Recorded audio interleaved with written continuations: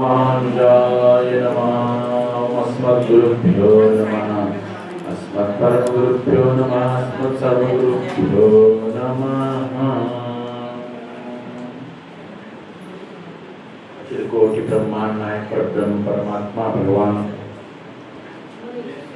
श्रीदेवी भूदेवी सहित श्रीनिवास वेंकटेश भगवान की असीम अनुकंपा से भगवान नाम स्वरूप इस पुरुषोत्तम मास के पावन पवित्र उपलक्ष्य में श्रीदेवी भूदेवी सहित श्रीनिवास वेंकटेश भगवान की दिव्य सन्निधि में आज श्रीमद् भागवत कथा महोत्सव के आज तृतीय दिवस सर्वप्रथम श्रीदेवी भूदेवी श्री श्रीनिवास वेंकटेश भगवान के श्री चरणारविंद में अनंत कोटि साष्टांग प्रणति निवेदन करते हुए समस्त पूर्वाचार्यों को संस्मरण पूर्वक अनंत कोटि साष्टांग निवेदन करते हुए अस्मदाचार्य अनंत श्री गुरु श्री वैकुंठवासी स्वामी श्री गोविंदाचार्य महाराज जी के श्री चरणों में वाक पुष्पांजलि समर्पित करते हुए यहाँ समुपस्थित सभी भक्त भागवत श्री वैष्णव छात्र माताएं सभी को मेरा यथायोग्य प्रणाम एवं अभिनंदन है। जय श्री नारायण।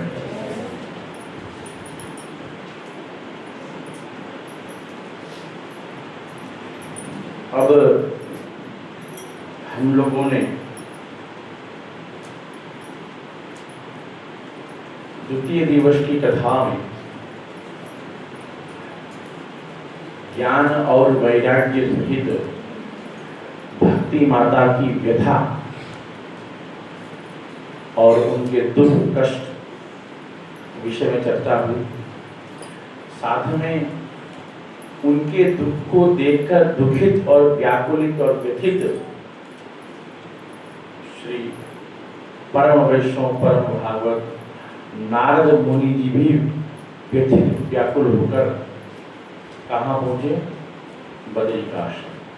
भक्ति माता को उसी स्वरूप में वृंदावन छोड़कर उनके उपायों को, उनके दुख के, उनके कष्ट के उपाय हेतु बद्रिकाश्रम पहुंचे और बद्रिकाश्रम पहुंचकर सनक आदि 4 ऋषि कुमारों से भेंट वार्तालाप हुई और उन्होंने हमको संपूर्ण राम कहानी वहां सुनाई। और उसके बाद नारद जी ने निवेदन किया और निवेदन से पूर्व उनकी प्रशंसा कर रहे हैं। कल हमने कथा की समाप्ति पे एक विषय जाना कि नारद शब्द का क्या अर्थ होता है ना? नारद ज्ञानम ददाति इति नारद और नारम अज्ञानम द्यति खंडयति इति नारद। ऐसा दोनों अर्थ, यानी कि नार शब्द का क्या अर्थ है? ज्ञान और अज्ञान दोनों अर्थ।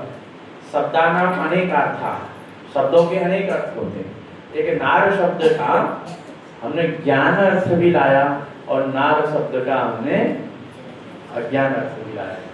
तो ऐसे नारद मुनि जो परम भागवत हैं, परम वैष्णव हैं और देवर्षि हैं, सुरर्षि हैं, देवताओं के भी ऋषि हैं और ब्रह्मा जी के मानस पुत्र वो स्वयं व्यतीत होकर सनक सनंदन सनातन सनत कुमार 4 ऋषि कुमारों से निवेदन करते हैं और उसके बाद नारद जी उनकी स्तुति करते हैं। देखिए कल भी ये बात आई थी, यदि आपको किसी से कुछ फल प्राप्त करना है तो सबसे पूर्व क्या जरूरत है कि किसी की प्रशंसा तो करनी होगी ना। आजकल लौकिक भाषा में जिसे चापलूसी कहते हैं। तो नारद जी ऋषि कुमारों की प्रशंसा करते हैं और नारद जी कहते हैं इदानीं भूरि भाग्येन भवद्भिः संगमो भवत् कुमारा ब्रुवतां शीघ्रं कृपा कृत्वा ममोपरि भवन्तो योगिनः सर्वे बुद्धिमन्तो बहुश्रुताः पंचहायन संयुक्ता पूर्वेषामपि पूर्वजाः सदा वैकुंठ निलया हरिकीर्तन तत्पराः लीलामृत रसोन्मत्ताः कथा मात्रिक जीवनम् हरिशरणमेवं हि नित्यं येषां मुखे वचः अतः काल समादिष्टा जरा युष्मान्य भारते। उनकी प्रशंसा करते हैं, हे ऋषि कुमारों, आपको जरा बाधित नहीं कर सकते। आप हमेशा 5 वर्ष के ही हैं और 5 वर्ष पंचहायन संयुक्ता, 5 वर्ष के ही आप हैं। अभी तक आपको जरा, वृद्धावस्था, रोग शोक कोई आपको बाधित नहीं करती है। क्यों?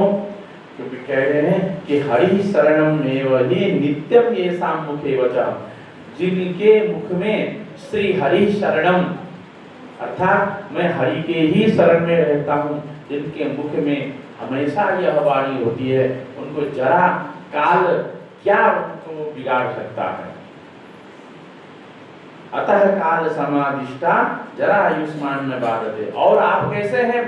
सदा वैकुंठ निलया, आप हमेशा सदा सर्वदा वैकुंठ में निवास करने वाले। मैं तो लोक परलोक इधर उधर सब जगह में भटकता रहता हूँ, घूमता रहता हूँ, विभिन्न प्रपंचों में पड़ा रहता हूँ, लेकिन आपका इतना बड़ा सौभाग्य है सदा सर्वदा वैकुंठ में निवास करते हुए भगवान की श्री चरणों का दर्शन करने का आपको लाभ प्राप्त होता है। और आप इतना ही नहीं, आप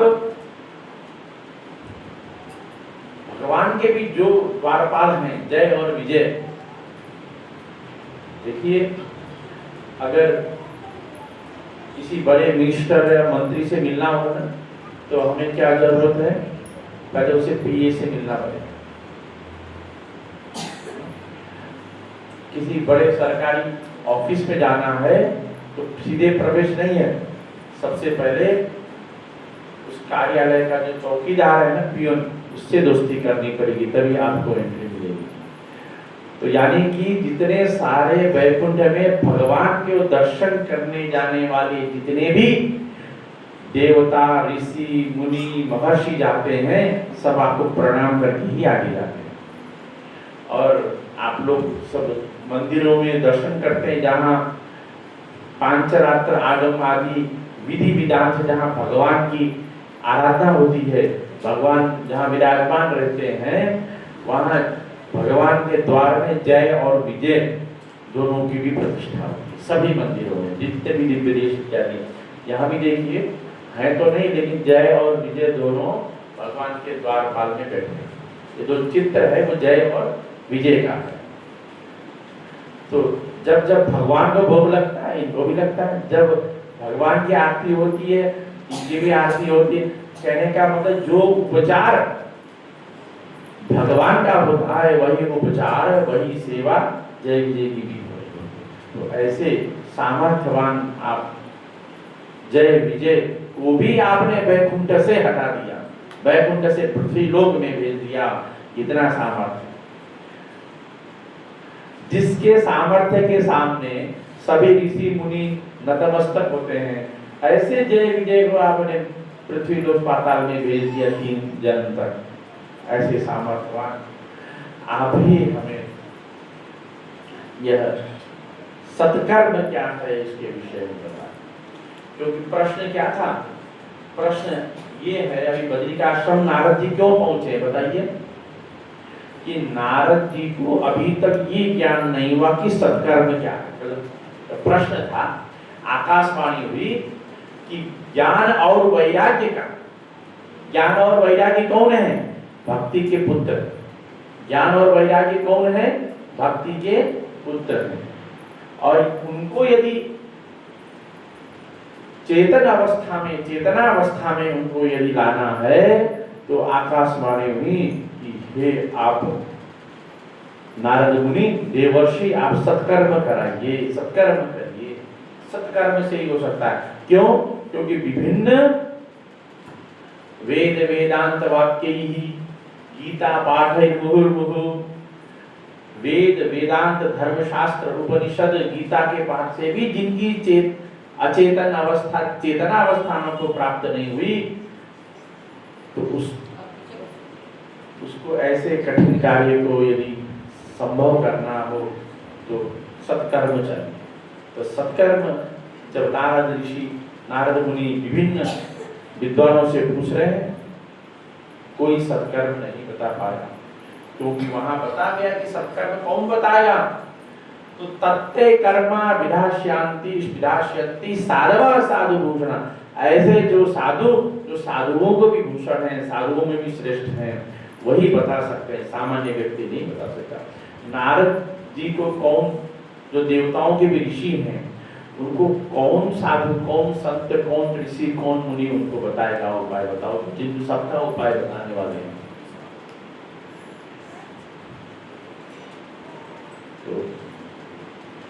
तो वही तो घूमते घूमते नारद जी बद्रिकाश्रम पहुंचे। यही सनत कुमार, 4 ऋषि कुमार हैं, यही इनमें ही वैसा सामर्थ्य है, ऐसा नारद जी उनको निवेदन कर रहे हैं। और ये साम भ्रूभंग मात्रेण द्वारपादौ हरेपुरा भूमौ निपतितौ सद्यो यत् कृपाता पुरं गताम् अहो भाग्यस्य योगेन दर्शनं भवताम् अनुग्रहस्तु कर्तव्यो मयि दीने दया परे। बहुत मेरे कई जन्मों के सौभाग्य से और योग से, सुयोग से आप 4 ऋषि कुमारों का दर्शन प्राप्त हुआ है। अब मुझ पर अनुग्रह करिए और हे दीनानाथ दयालु, आप मुझ पर अनुग्रह करके और मुझे ऐसा क्या करना चाहिए कि भक्ति और ज्ञान और वैराग्य तीनों का समस्या का समाधान हो। भक्ति ज्ञान विरागाणम सुखम उत्पद्यते कथम स्थापनम सर्ववर्णेषु प्रेम पूर्वम प्रयत्नतः। वो कहते हैं कि भक्ति ज्ञान और वैराग्य में कैसे सुख उत्पन्न किया जाए।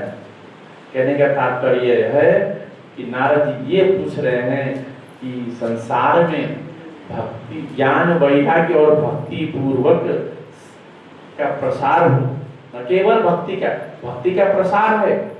तभी वृंदावन में जाते ही भक्ति वहां पे नृत्य थी, भक्ति नृत्य थी, ऐसा। लेकिन ज्ञान और वैराग्य सुषुप्त अवस्था में।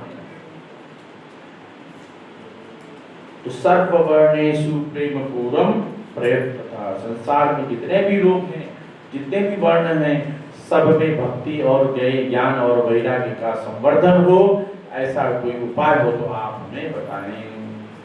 तो सनकादि सनत कुमार, सनक सनंदन सनातन सनत कुमार, 4 ऋषि कुमार बोलते हैं कि मां चिंताम कुरु देवर्षे हर्षम चित्ते समावह उपाय सुख साध्योत्र वर्तते पूर्व एवं।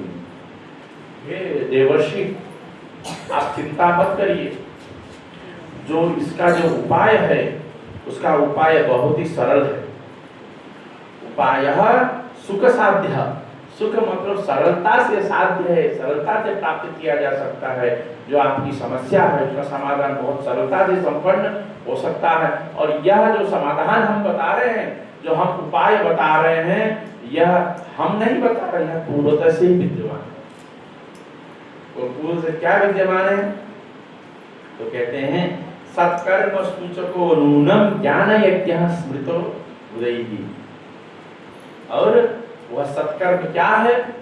तो श्रीमद् भागवतालापः सतुगीतः शुकादिभिः, शुकादि ऋषि, शुकादि सुखदेव आदि व्यास आदि ऋषियों मुनियों ने जिसको गायन किया, गीतः, ऐसा श्रीमद् भागवत का आलाप है। गीत का ही तो आलाप होता है। जैसे संगीतज्ञ लोग विभिन्न स्वरों में भक्ति का आलाप करते हैं, भजनों का आलाप करते हैं, वैसे ही सुखदेव व्यास श्रुतादि ऋषि मुनिगण श्रीमद् भागवत का आलाप करते हैं, गान करते हैं विभिन्न छंदों में। तो कहते हैं कि भक्ति ज्ञान विरागाणम तद्घोषेण बलम महत् प्रजिष्यति द्वयो कष्टम सुखम भक्तेर भविष्यति। कहे कि भक्ति और ज्ञान वैराग्य का जो कष्ट है वह श्रीमद् भागवत महापुराण के प्रवचन से ही कष्ट की निवृत्ति हो सकती है और उन दोनों के कष्ट की निवृत्ति होगी और इससे भक्ति को सुख प्राप्त होगा। इस प्रकार नारद जी ने जब श्रीमद् भागवत महापुराण के विषय में सुना सनत कुमारों से, तो फिर उन्होंने प्रश्न किया, महाराज जी मैंने तो बहुत प्रयत्न किया, वेद वेदांत घोषैश्च गीता पाठे प्रबोधितम भक्ति ज्ञान विरागाणम नोदतिष्ठत्कं यदा श्रीमद् भागवतालापात् कथम बोधम एष्यति तत्कथासु वेदार्थ श्लोके श्लोके पदे पदे। ये कह रहे हैं जिस आप श्रीमद् भागवत की कथा की जिनकी बात कर रहे हैं वह कथा तो वेद के प्रत्येक श्लोक में है, वेद के प्रत्येक मंत्र में श्रीमद् भागवत कथा का बात है, सार है। तो मैंने तो संपूर्ण वेदों का श्रवण कराया, संपूर्ण वेदांतों का श्रवण कराया, उपनिषदों का श्रवण कराया, गीता पाठ का श्रवण कराया। इन सब में ही तो, इन सब शास्त्रों में तो श्रीमद् भागवत महापुराण की कथा ही तो है, कथा सार ही तो है। श्रीमद् भागवत का जो मूल तत्व है, मूल रस है, वह इन्हीं में ही है तो है। तो मैंने इतनी बृहद वेद वेदांत धर्म शास्त्र उपनिषद गीता पाठ का श्रवण कराया, तो श्रीमद् भागवत महापुराण से क्या हो सकता है? क्योंकि वो कह रहे हैं कि श्रीमद् भागवत तो एक फल है और पूरा वृक्ष मैंने भक्ति और ज्ञान वैराग्य के सम्मुख समर्पित कर दिया। वेद वेदांत उपनिषद आदि शास्त्र गीता शास्त्र तो संपूर्ण वेद है, संपूर्ण वृक्ष के समान है। जब मैंने भक्ति और ज्ञान वैराग्य के सामने संपूर्ण वृक्ष रख दिया तो ये श्रीमद् भागवत रूप एक फल क्या करे? ऐसा नारद जी के प्रश्न करने पे तो कहते हैं सनक सनंदन सनत कुमार कि वेदोपनिषदां सारा जाता भागवती कथा अत्युत्तमा ततो भाति पृथक भूता फलाकृति। ये वेद और उपनिषद का ही तो ये सार है। श्रीमद् भागवत महापुराण ये वेद उपनिषद का सार है। और उदाहरण दे रहे हैं कि यदि किसी को घी चाहिए, पराठे में पराठा बनाना हो, घी चाहिए, तो दूध लगाने से चलेगा क्या? पराठा बनाने के लिए तो घी ही चाहिए।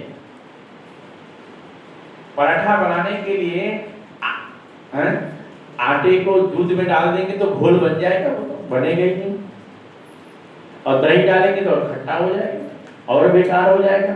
तो दूध तो पराठा बनाने के लिए आपको किस चीज की जरूरत है? घी। वही घी किससे निकलता है? दूध से, दही से मंथन करके तब घी निकलता है। दूध से दही और दही को मंथन करके घी निकलता है। उस घी से हमारा कार्य सिद्ध होगा। और जो वेद वेदांत ये दूध जरूर है, लेकिन ये वेद वेदांत और गीता पाठ इन सब ये सब दूध के समान है, दही के समान है। जब इनका मंथन करते हैं तभी हमें घी प्राप्त होता है। जब वेद और वेदांत और उपनिषदों का जब मंथन करेंगे तभी हमें श्रीमद् भागवत रूप घी का प्राप्त होगा, घृत प्राप्त हो। यही कह रहे हैं कि यथा दुग्धे स्थितम सर्पिर न स्वादायोपकल्पते पृथक भूतम हि तद्गव्यम देवानां रसवर्धनम।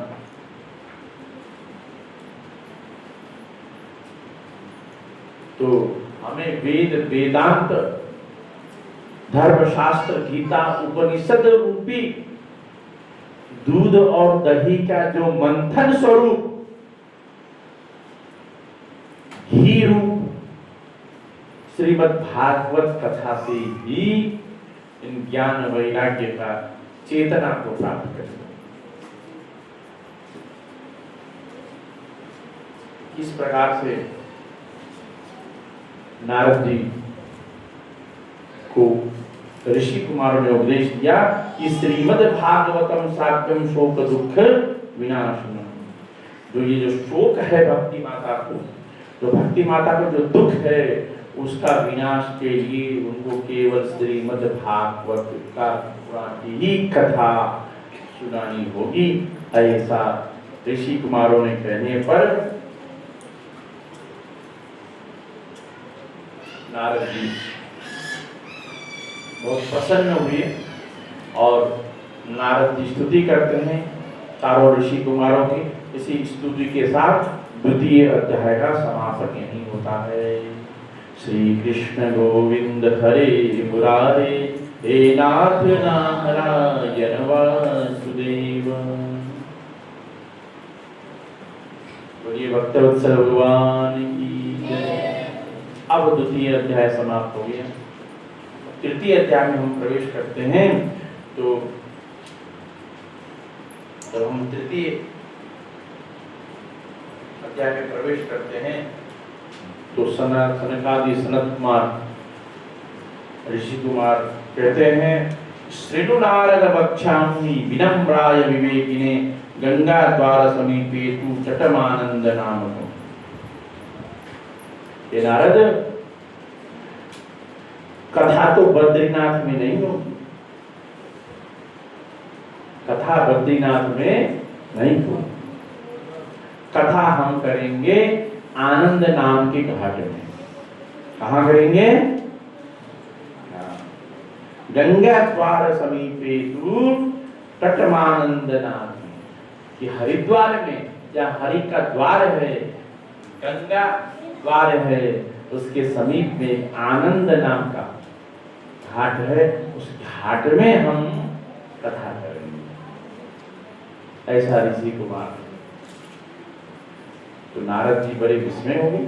जहां नर नारायण साक्षात भगवान विराजमान है, बद्री नारायण साक्षात विराजमान है, बद्री का आश्रम में आप छोड़कर आप नीचे हरिद्वार में जा रहे हैं,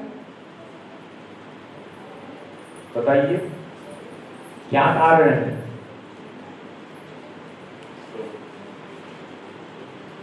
और ऋषि कुमार जी कहते हैं कि देखिए, कथा यह कहाँ करनी चाहिए? अगर बद्री का आश्रम में कथा करते तो सुनने वाले कितने होते? ये सब लोग बार बार जा रहे हैं। शुक्ला जी जरा ये बार बार जो जा रहे हैं ना, इनको देखे जा रहे, बाहर कौन जा रहे हैं, तो उठ के जा रहे हैं, या तो आए ही ना, और नहीं तो बार बार उठ के जा रहे हैं। तो कल ही बोला गया किसी को लघुशंका प्यास लगी, सब पानी पी के लघुशंका के बैठो। ये बार बार हर एक मिनट में एक बच्चा जा रहा है, हर एक मिनट में एक बच्चा जा रहा है। और कथा शुरू हुई 10-15 मिनट में 15 बच्चे गए, हर एक मिनट बच्चा जा रहा है, 2 बच्चे आ रहे हैं। या तो बैठे ही ना, या तो जाओ ना, दो ही काम हो, बैठो मत या तो जाओ मत। और जो बैठे हैं शुक्ला जी, जो नहीं बैठे हैं उनको कुछ सेवा कराए।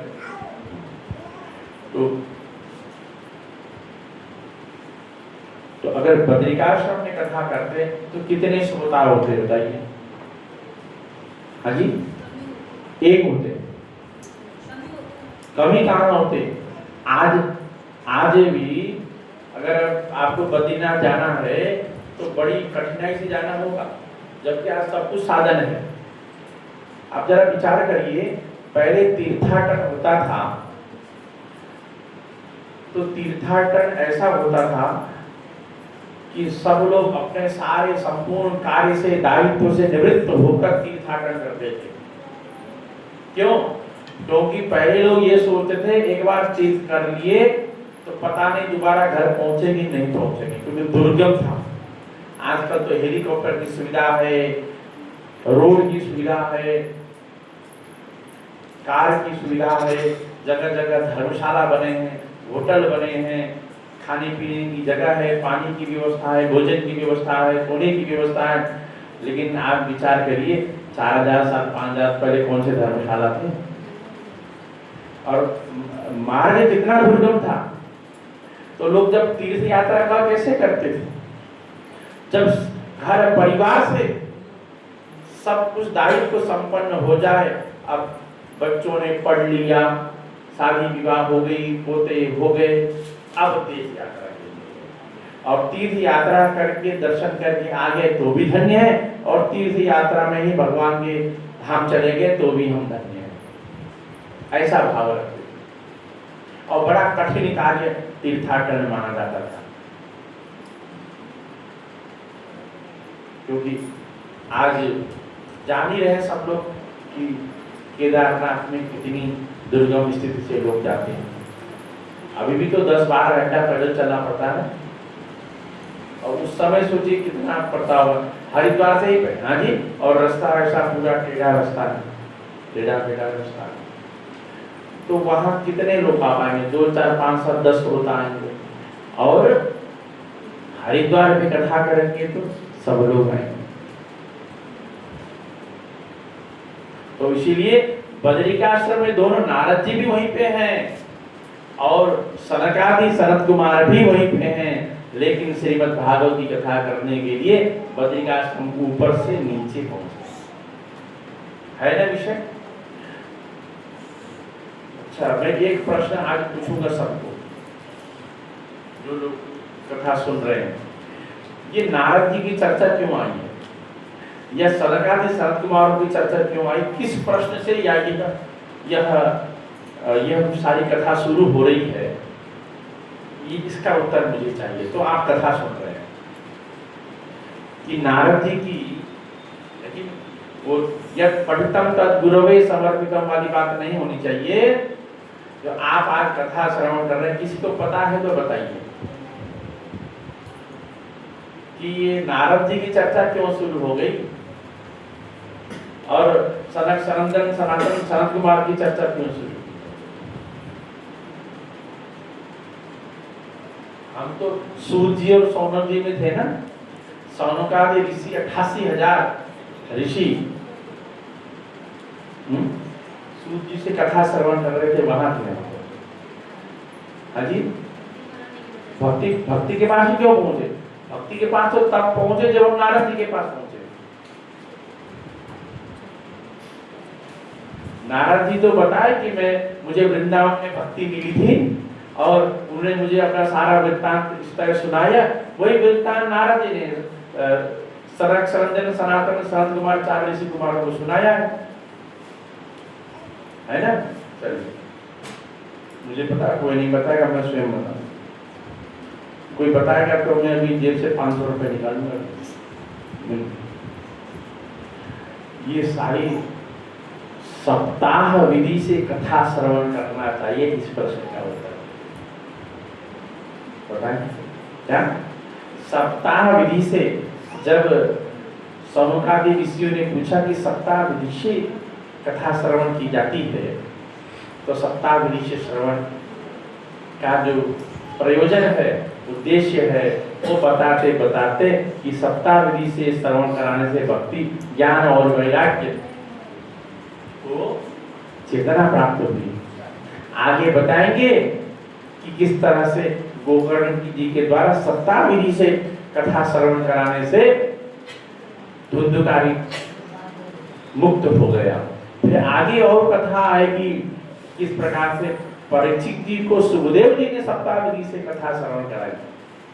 तो ये जो सारी जो विषय चल रहा है, प्रसंग चल रहा है, वह एक ही प्रश्न पे चल रहा है, क्या कि ये सप्ताह विधि का क्या महात्म्य है, और सप्ताह विधि कैसे करना, यही सप्ताह।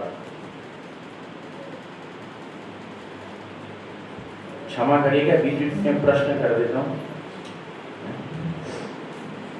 तो इस प्रकार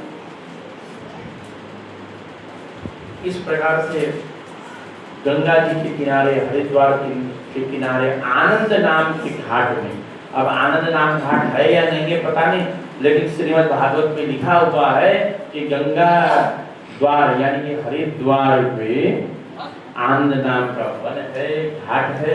उस घाट में सनकादि चार कुमारों ने नारद जी को श्रीमद् भागवत की कथा सुना रहे हैं। और जब ऐसा देखिए, श्रोता कौन? सनकादि सनंदन सनातन सनत कुमार, ऐसे ऋषि कुमार। और क्षमा करें, श्रोता कौन? नारद जी, परम भागवत, परम वैष्णव, ब्रह्मा जी के मानस पुत्र, वो श्रोता हैं। और वक्ता कौन है? सनकादि ऋषि कुमार। और हम यहाँ वक्ता श्रोता कौन है बताइए? हमारी क्या योग्यता है? हमारी वक्तृत्व की क्या योग्यता और आपकी श्रोतृत्व की क्या योग्यता? कि हम यह अभिलाषा करते हैं कि हमें नींद आ जाए, गुरुजी आप भजन सुना दो, हम तो ऐसे श्रोता हैं। तो आप विचार करिए। तो इस प्रकार से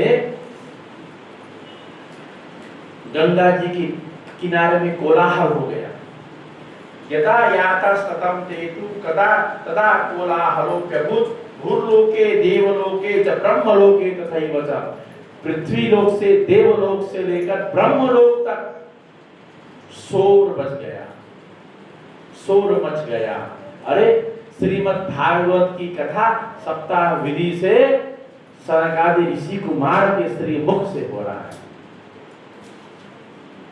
जैसे ही सबने सुना, सब था श्री भागवत पीयूष पानाय रसलम पटाह धावन्तोप्याययु सर्वे प्रथम यो वैष्णवा।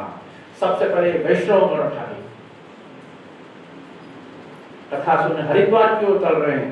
उसके बाद कौन जा रहे हैं? भृगु वशिष्ठ च्यवनश्च गौतमो मेधातिथिर देवरातो रामस्तथा गादिसुतश्च शाकलो मृकण्डपुत्रात्रि जपि पलादाः योगेश्वरो व्यास पराशरो च छाया सुपौजाजलि जन्मुख्या। सारे ऋषियों के मुख्य ऋषियों के नाम बता दिए। जैसे ही पता चला नारद जी को हरिद्वार में सनकादि ऋषि कुमार भागवत जी की कथा सुना रहे हैं, तो भृगु सबसे पहले वैष्णव जन भागे। भृगु ऋषि भागे, वशिष्ठ जी चले, च्यवन ऋषि चले, गौतम ऋषि चले, मेधा ऋषि चले, देवल ऋषि, देवरात, राम मतलब परशुराम, गाधी मतलब विश्वामित्र, गाधी सुत मतलब विश्वामित्र, शाकल ऋषि, मार्कंडेय ऋषि, अत्रि ऋषि, पिप्पलाद ऋषि, आत्रेय ऋषि, सब ऋषिगण, सब मुनिगण कथा सुनने के लिए हरिद्वार की ओर। और इतना ही नहीं, इनके अलावा कौन कौन गए? व्यास, पराशर, स्वयं वेद व्यास, जिन्होंने श्रीमद् भागवत की कथा लिखी, वही पराशर इत्यादि सभी मुनिगण, सब लोग हरिद्वार की ओर चल पड़े। और अकेले नहीं, लिखा है सर्वेप्यमी मुनिगणाः सह पुत्र शिष्याः स्वस्त्री विरायुरति प्रणयेन युक्ताः। क्यों अकेले नहीं गए? अपने पुत्र को भी ले जा रहे हैं, अपनी पत्नी को भी ले जा रहे हैं, अपने शिष्यों को भी ले जा रहे हैं। ये कोई छोटी मोटी बात थोड़ी है। जो नित्य भगवान की लीला रस में का दर्शन करते हैं, जो नित्य भगवान की कथा रस में जिनका समय यापन होता है, और जो हमेशा 5 वर्ष की ही आयु जिनकी है, हमेशा 5 वर्ष में की उम्र में ही वो रहते हैं। और ऐसे जो सनकादि ऋषि कुमार हैं, इनकी श्रीमुख से जहाँ श्रोता महर्षि नारद हों, वहाँ हम जैसे का होना तो बहुत ही जरूरी है। ऐसा सोच समझकर सभी ऋषि मुनि वहाँ पहुंचे। और देखिए, केवल ऋषि मुनिगण नहीं पहुंचे, न केवल देवतागण पहुंचे, सभी देवतागण भी उपस्थित है, सभी ऋषि मुनिगण भी उपस्थित है श्रीमद् भागवत की कथा सुनने के लिए। लेकिन और कौन रह रहे हैं? वेदांतानि च वेदास मंत्रास्तत्र समूर्तयः दश सप्त पुराणानि षट्शास्त्राणि तथा ययुः गंगाद्यासरितस्तत्र पुष्करादि सदांसि च क्षेत्राणि च सर्पा दंडकादि वनानि च। सभी मूर्तिमान होकर वेदांत आदि शास्त्र लोग मूर्तिमान होकर स्वरूप धारण करके मनुष्य का स्वरूप धारण करके वेदांत वेद मंत्र पुराण छह शास्त्र और गंगा आदि ऋषियां गंगा आदि नदियां पुष्कर आदि तीर्थ दंडक आदि वन सभी लोग मूर्तिमान होकर कहां पहुंचे? हरिद्वार पहुंचे। और सुनिए, केवल इतना ही नहीं, नगादयो युस्तत्र देव गंधर्व दानव गुरुत्वात्त नायातान भृगु संबोध्य चानयत। क्या विशेष बात है, इसको समझना बहुत जरूरी है। देखिए ऐसा है, जितने लोगों को तो मैंने अभी उच्चारण किया जिनका नाम, वो तो पहुंचे ही, ऋषि मुनि सब पहुंचे, और वेद वेदांत शास्त्र छह शास्त्र उपनिषद इत्यादि भी मूर्तिमान होकर स्वरूप धारण करके पहुंचे, लेकिन कुछ लोग नहीं पहुंचे। जिनको थोड़ा अहंकार होता है ना, वो नहीं जाते। हम ऋषि मुनियों के साथ में क्यों रहे? बताइए, अहंकार किसको होता है? हाँ जी, जो बोलिए। राजा देवताओं को पहले दिन की कथा में हमने सुना ना कि देवताओं को अहंकारी थे, अभक्त थे। अभक्तांश्च विज्ञाय नददुः भागवतामृतम, कि सुखदेव ऋषि ने, सुखदेव मुनि ने देवताओं को अभक्त और अयोग्य और अनधिकारी जानकर उनको श्रीमद् भागवत का रस पान नहीं दिया। वो तो खरीदने आए थे ना, अमृत का घड़ा लेकर, और सुधामृत से कथामृत खरीदने आए थे। जब कोई चीज खरीदने जाएंगे तो आपने एक वस्तु देना पड़ेगा, तब दुकानदार दूसरा वस्तु देगा। आप धन देंगे तब वो सामग्री देगा। पहले लोग क्या करते थे? अनाज देते थे तब सामान मिलता था, है ना। गांव में हमने देखा है कि अनाज देते थे, कुछ सामान खरीदना हो तो अनाज देते थे, अनाज से सामान खरीदारी होती थी। इतना तो मैंने देखा, आप लोगों ने भी देखा होगा, क्योंकि गांव में तो धन होता नहीं है, पैसा नहीं होता है, तो किसानों की जो धन है ना, वो क्या है? वो अन्न, अनाज और पशु, यही है। तो इन्हीं का ही वो लेके कुछ सामान खरीदते थे।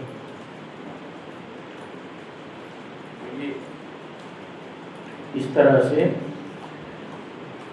जो नाग आदि देव गंधर्व दानव, देव मतलब देवता, गंधर्व दानव आदि, ये लोग अहंकारी। क्यों? ये लोग नहीं पहुंचे। गुरुत्वात् तत्र नायात्। गुरुत्व मतलब अहंकारी होने, मैं बड़ा। गुरु मतलब भारी, गुरु मतलब भारी, गुरु मतलब बड़ा। अपने को गुरु मान रहे हैं, गुरु मान रहे, अपने को अहंकारी मान रहे हैं, अपने को बड़ा मान रहे हैं। संस्कृत में गुरु शब्द का बड़ा अर्थ होता है, गुरु शब्द का ज्येष्ठ अर्थ होता है, गुरु शब्द का भारी अर्थ होता है, और गुरु शब्द का अहंकार अर्थ होता है। जैसे अभी मैंने बताया ना कि नार शब्द का ज्ञान अर्थ भी है और नार शब्द का अज्ञान अर्थ भी है। कल भी बताया था, आज भी बताया मैंने। उसी प्रकार गुरु शब्द का भी भारी अर्थ है, ये बहुत गुरु है, मतलब बहुत भारी है। तो इस प्रकार उनको क्या किए? उनको लाने के लिए LIC एजेंट है। कौन के? बीमा agent, LIC agent. LIC agent, बीमा एजेंट क्या होते हैं? वो सबको प्रलोभन देते हैं, लोभ देते हैं। किस किस ने बीमा कराया बताइए जरा, किस किस का बीमा है यहाँ पे? है आप लोगों का बीमा है LIC? है। तो जब कोई ना कोई तो आया होगा ना, जब आपको बहुत सारा प्रलोभन देता होगा, देखो आप हर महीने इतना इतना जमा करो, जब आप बड़े हो जाओगे इतना मिलेगा, इतना लाभ मिलेगा। और आजकल तो एक चेन बिजनेस शुरू होता है ना। एक ने 2 मेंबर बनाया, 2 ने 4 मेंबर बनाया, 4 ने 8 मेंबर बनाया, 8 ने 16 मेंबर बनाया। चेन बिजनेस होता है, बड़ा प्रलोभन देते हैं। हमारे आश्रम में भी कुछ समय ऐसा खेल खेला गया, जो व्यक्ति कभी किसी के घर गए ही नहीं ना, वो चेन बिजनेस समझाने के लिए एजेंट बनकर उसके घर भी पहुंच गए। 10 साल में दोनों साथ में रह रहे, कभी किसी के घर नहीं गए, लेकिन वो बीमा कराने के लिए पहुंच गया वहां पे एजेंट बनकर। ऐसे ही एक एजेंट है यहाँ पे, जो देवता और गंधर्व और राक्षसों को बीमा कराने पहुंचे। कौन? भृगु ऋषि। वो सबको समझा रहे हैं, देवताओं को, राक्षसों को, दानवों को, यक्षों को, गंधर्वों को। देखिए भागवत का ऐसा महत्व है, ये महत्व है, ऐसा ऐसा बोल के उनको समझा बुझा कर वो लेके आ रहे हैं। तो इसलिए लिखा है, गुरुत्वा तत्र नायाता भृगु संबुद्ध चानयत।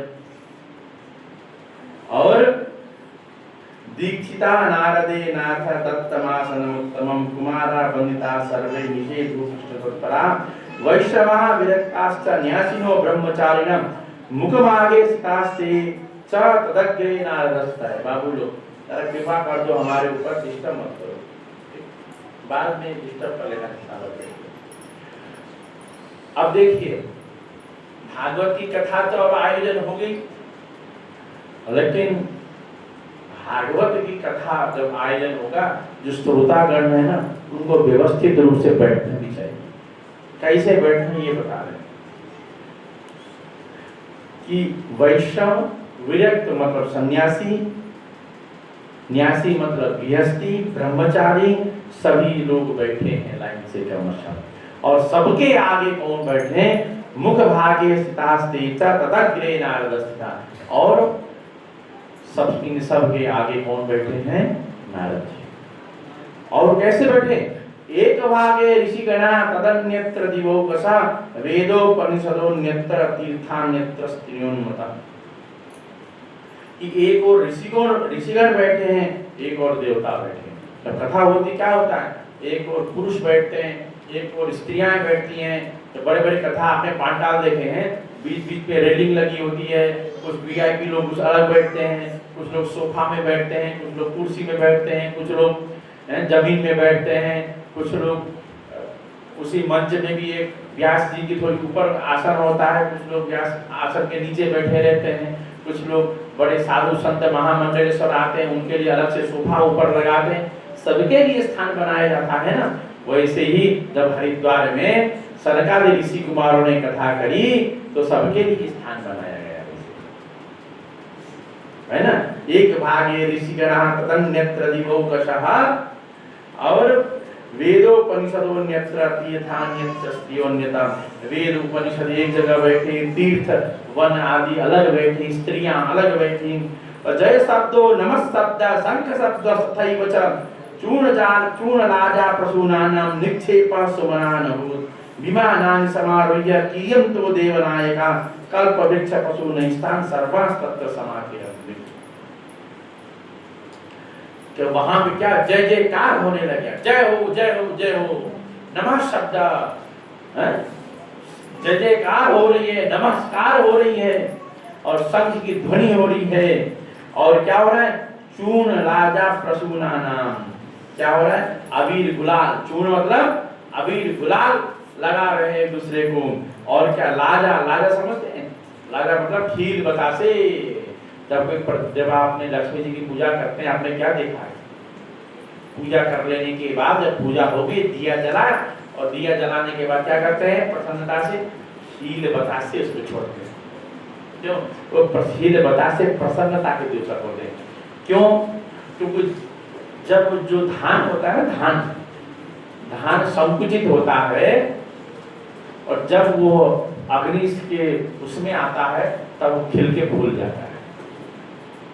तो उसी प्रकार वो जो धान तो बंद है ना, जब अग्नि का संयोग आया तो वो क्या हो गया, फूल गया, प्रसन्न हो गया। वही हम लक्ष्मी जी से प्रार्थना करते हैं, जिस प्रकार धान प्रसन्न होकर फल फूल रहा है उसी प्रकार हम भी फल फूले, इसलिए लाजा चला जाता है। इसलिए विवाह में भी भाई जो कन्या का भाई है वो कन्या के हाथ में लाजा करके उसी से होम करते हैं। वो भाई जो भाई है वो हम प्रतिज्ञा कराता है, जो मंत्र होते मंत्र में ऐसा बोला जाता है कि जिस प्रकार ये लाजा प्रफुल्लित हैं, फूले हुए हैं, फले फूले हैं, वृद्धि को प्राप्त हो रहे हैं, ऐसे आप मेरी बहन को घर में ले जाकर प्रसन्न रखना।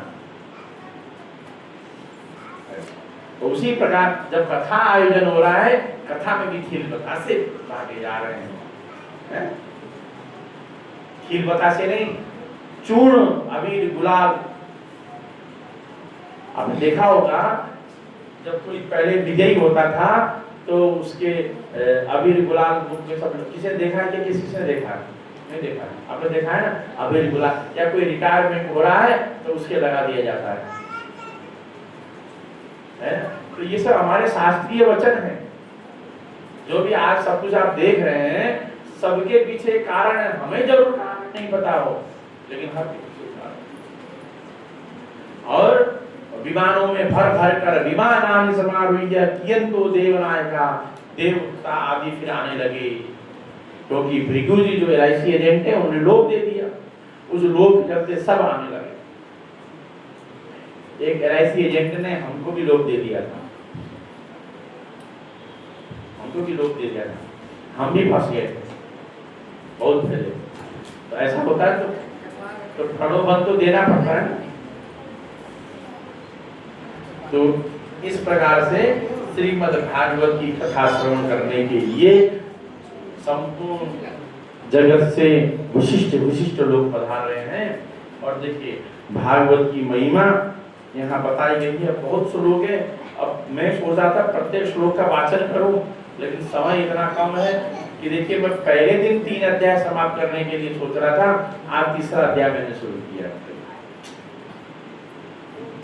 और ऐसे कथा को तो साल भर में मेरी कथा पूरी नहीं होगी, 1 महीने तो बहुत दूर की बात है। मैं सोच रहा था कथा करूं। अब देखिए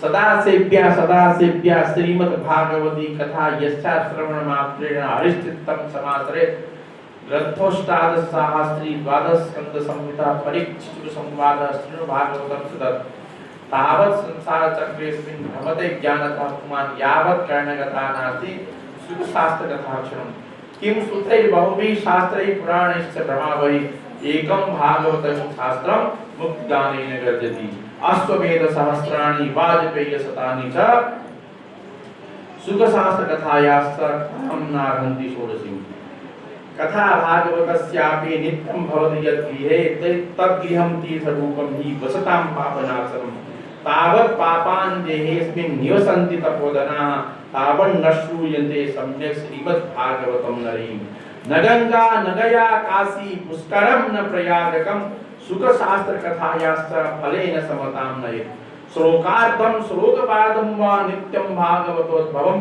पठस्व सम्मुखेनैव यदिच्छति परां गतिं वेदादिर्वेदमाता च पौरुषं सुप्तमेव च तैः भागवतं चैव द्वादशाक्षरैव च। ये सब कुछ श्रीमद् भागवत की महिमा है। मैं संक्षिप्त बता रहा हूँ, श्लोक से तो सब लोगों ने आधे को समझ गए होंगे। किस ने समझा? अभी कुछ समझे? अभी श्लोक जो मैं पाठ किया उससे कोई अर्थ समझे? कुछ लोग कुछ तो समझे। तो वो कहने का तात्पर्य है कि बहुत शास्त्र अध्ययन कर लिया, बहुत धर्म शास्त्रों का अध्ययन किया, उपनिषदों का अध्ययन किया, लेकिन जब तक आपने श्रीमद् भागवत का रसपान नहीं किया, सारा व्यर्थ। वो कह रहे बहुत सारे यज्ञ अनुष्ठान कर लिया आपने, अश्वमेध यज्ञ कर लिया, वाजपेय यज्ञ कर लिया, प्रतिदिन भगवान को आरती कर रहे हैं, दीप जला रहे हैं, स्तोत्र पाठ कर रहे हैं, सब कुछ कर रहे हैं, लेकिन सब कुछ करने के बाद भी यदि आपने श्रीमद् भागवत की कथा नहीं सुनी तो सारा संपूर्ण व्यर्थ है। ये श्रीमद् भागवत की महिमा बता रहे। यही सब बात भृगु ऋषि ने बोली होगी उनको ना। वो कहते हैं आप विभिन्न तीर्थ करो, गंगा जाओ, गया जाओ, काशी जाओ, पुष्कर जाओ, लेकिन सब जगह जाओ, सब जगह जाने के बाद यदि आपने श्रीमद् भागवत की कथा नहीं सुनी तो सारा तीर्थ जाना ही बेकार है। और चलो भाई आप पूरी कथा नहीं सुन सकते हो, मत सुनो। यहां तक कह रहे हैं कि श्लोकार्धम शोक पादम व नित्यम भागवतोत्सव। आप प्रतिदिन भागवत जी का पाठ नहीं कर सकते तो एक श्लोक पाठ करो, और एक श्लोक पाठ नहीं कर सकते तो एक श्लोक का एक पाद करो। एक श्लोक के 4 पाद होते हैं। कितने होते हैं? 4। जैसे त्वमेव माता च पिता त्वमेव, एक पाद। त्वमेव बंधुस् च सखा त्वमेव, दूसरा। तीसरा त्वमेव विद्या त्वमेव, तीसरा पाद। और चौथा त्वमेव सर्वम मम देव। ऐसे जितने भी श्लोक होते हैं, जितने भी श्लोक हैं, सब में 4 पाद होते हैं। तो ये कह रहे हैं कि आप प्रतिदिन अगर एक श्लोक भी नहीं पढ़ सकते, अगर आप प्रतिदिन एक अध्याय पढ़ेंगे तो एक साल में भागवत समाप्त हो जाएगा। लेकिन आप छोड़ो, आप एक अध्याय बहुत दूर की बात है, आप एक श्लोक प्रतिदिन पढ़ो। क्या एक श्लोक भी नहीं पढ़ सकते? इतना भी समय नहीं हमारे पास, क्योंकि महाराज जपने से फुर्सत नहीं है आपको। तो क्या नहीं, आप एक पाठ पढ़ो, एक श्लोक का एक पाठ हमसे, तो क्या हो जाएगा? तो इतने से भी आपको संपूर्ण भागवत का लाभ है। ठीक है? तो इस प्रकार से भागवत की बहुत बड़ी महिमा यहाँ पे बताया गया है। श्लोकार्धम श्लोकपादम च पठेत् भागवतम च या नित्यम पुण्यम अवाप्नोति राजसूयाश्वमेधयो। राजसूय अश्वमेध यज्ञ के समान है कि प्रतिदिन भागवत श्रीमद् भागवत जी का एक श्लोक पढ़ने का पुण्य। श्रीमद् भागवत जी के एक श्लोक पढ़ने का जो पुण्य है वह राजसूय और अश्वमेध जैसे महान बड़े बड़े यज्ञ करने के समान है, ऐसा बताया गया है। तो ये महात्म्य बताया जाता है। महात्म्य इसलिए बताया जाता है कि आपकी उसमें श्रद्धा लगे, है ना। मैंने एक और बात बताई थी ना, लॉलीपॉप, जो छोटे बच्चों को लॉलीपॉप दिया जाता है, वैसे ही महात्म्य बताया, आपकी उसमें प्रवृत्ति। इस प्रकार है तो बहुत कुछ बोल दूंगा तो संभव नहीं है। यहाँ पे ऐसी ऐसी बातें लिखी हैं कि जो मैं बोलूंगा तो संभव नहीं है, तो आप हमें लालची बोलेंगे, इसलिए छोड़ ही दिया। तो इस प्रकार, हाँ जी, तो ये ऋषि कुमार जी ये नहीं बोल रहे हैं, एक श्लोक है। आजन्म मात्रमपि येन सखेन किंचित चित्तम विधाय सुख शास्त्र कथा न पीता चांडालवच्च खरवत् बततेन नीतम मिथ्या स्वजन्म जननी जनि दुख भाजा। और आगे बोल रहे हैं, जीवच्छवो निगदितः सतु पाप कर्मा येन श्रुतं सुख कथा वचनं न किंचित् धिक्तं नरं पशु समं भुवि भार रूप एवं वदन्ति दिवि देव समाज मुख्याः। आप लोग पढ़ते हो ना श्लोक, क्या याद है कि नहीं याद है? बोलो सब लोग साथ में। येषां न विद्यान्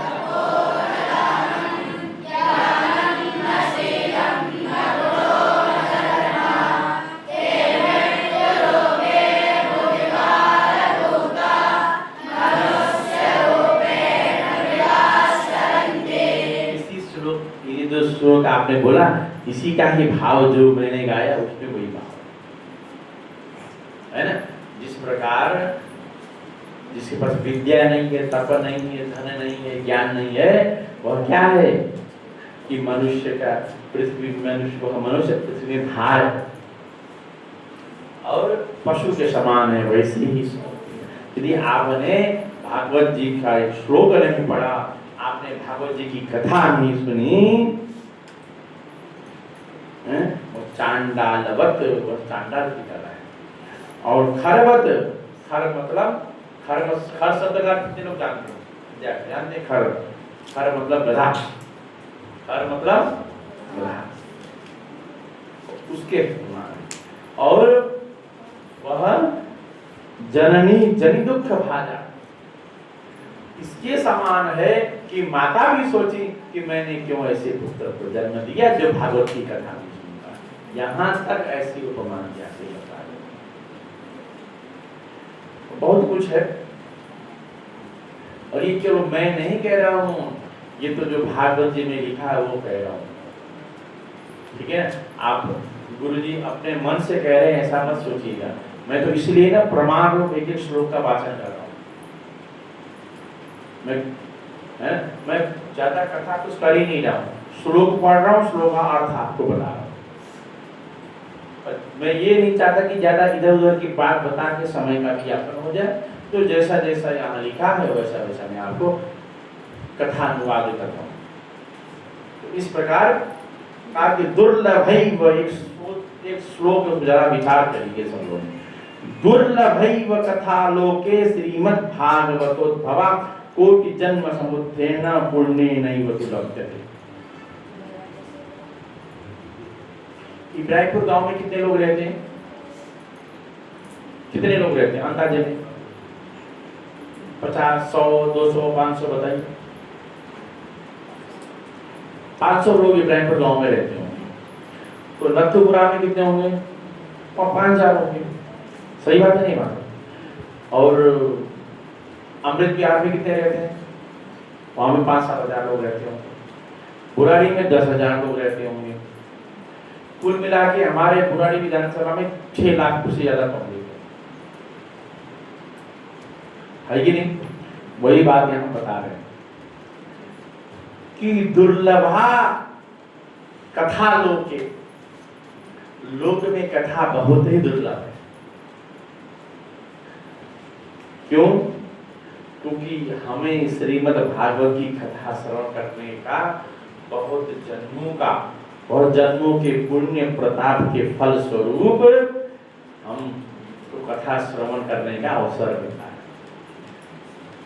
अब इस क्षेत्र में कितनी कथा चल रही है अभी? बुराड़ी विधानसभा में कोई नहीं अभी चल रही, जहाँ एक आध और होगी नहीं चल रही होगी, ठीक है ना? समझ लीजिए 2-3 कथा चल रही है। यहाँ 20-50 लोग हैं और दूसरी जगह 400-500 होंगे, लेकिन यहाँ पे कितनी पब्लिक है? 6 लाख। तो ये जो 6 लाख पब्लिक का पुण्योदय नहीं हुआ, ये केवल यहाँ जो कुछ 2-4 लोग रह रहे हैं उनके, आप सब लोगों के पूर्व जन्म के जो पुण्य हैं उन पुण्यों के उदय होने से आपको यह फल प्राप्त।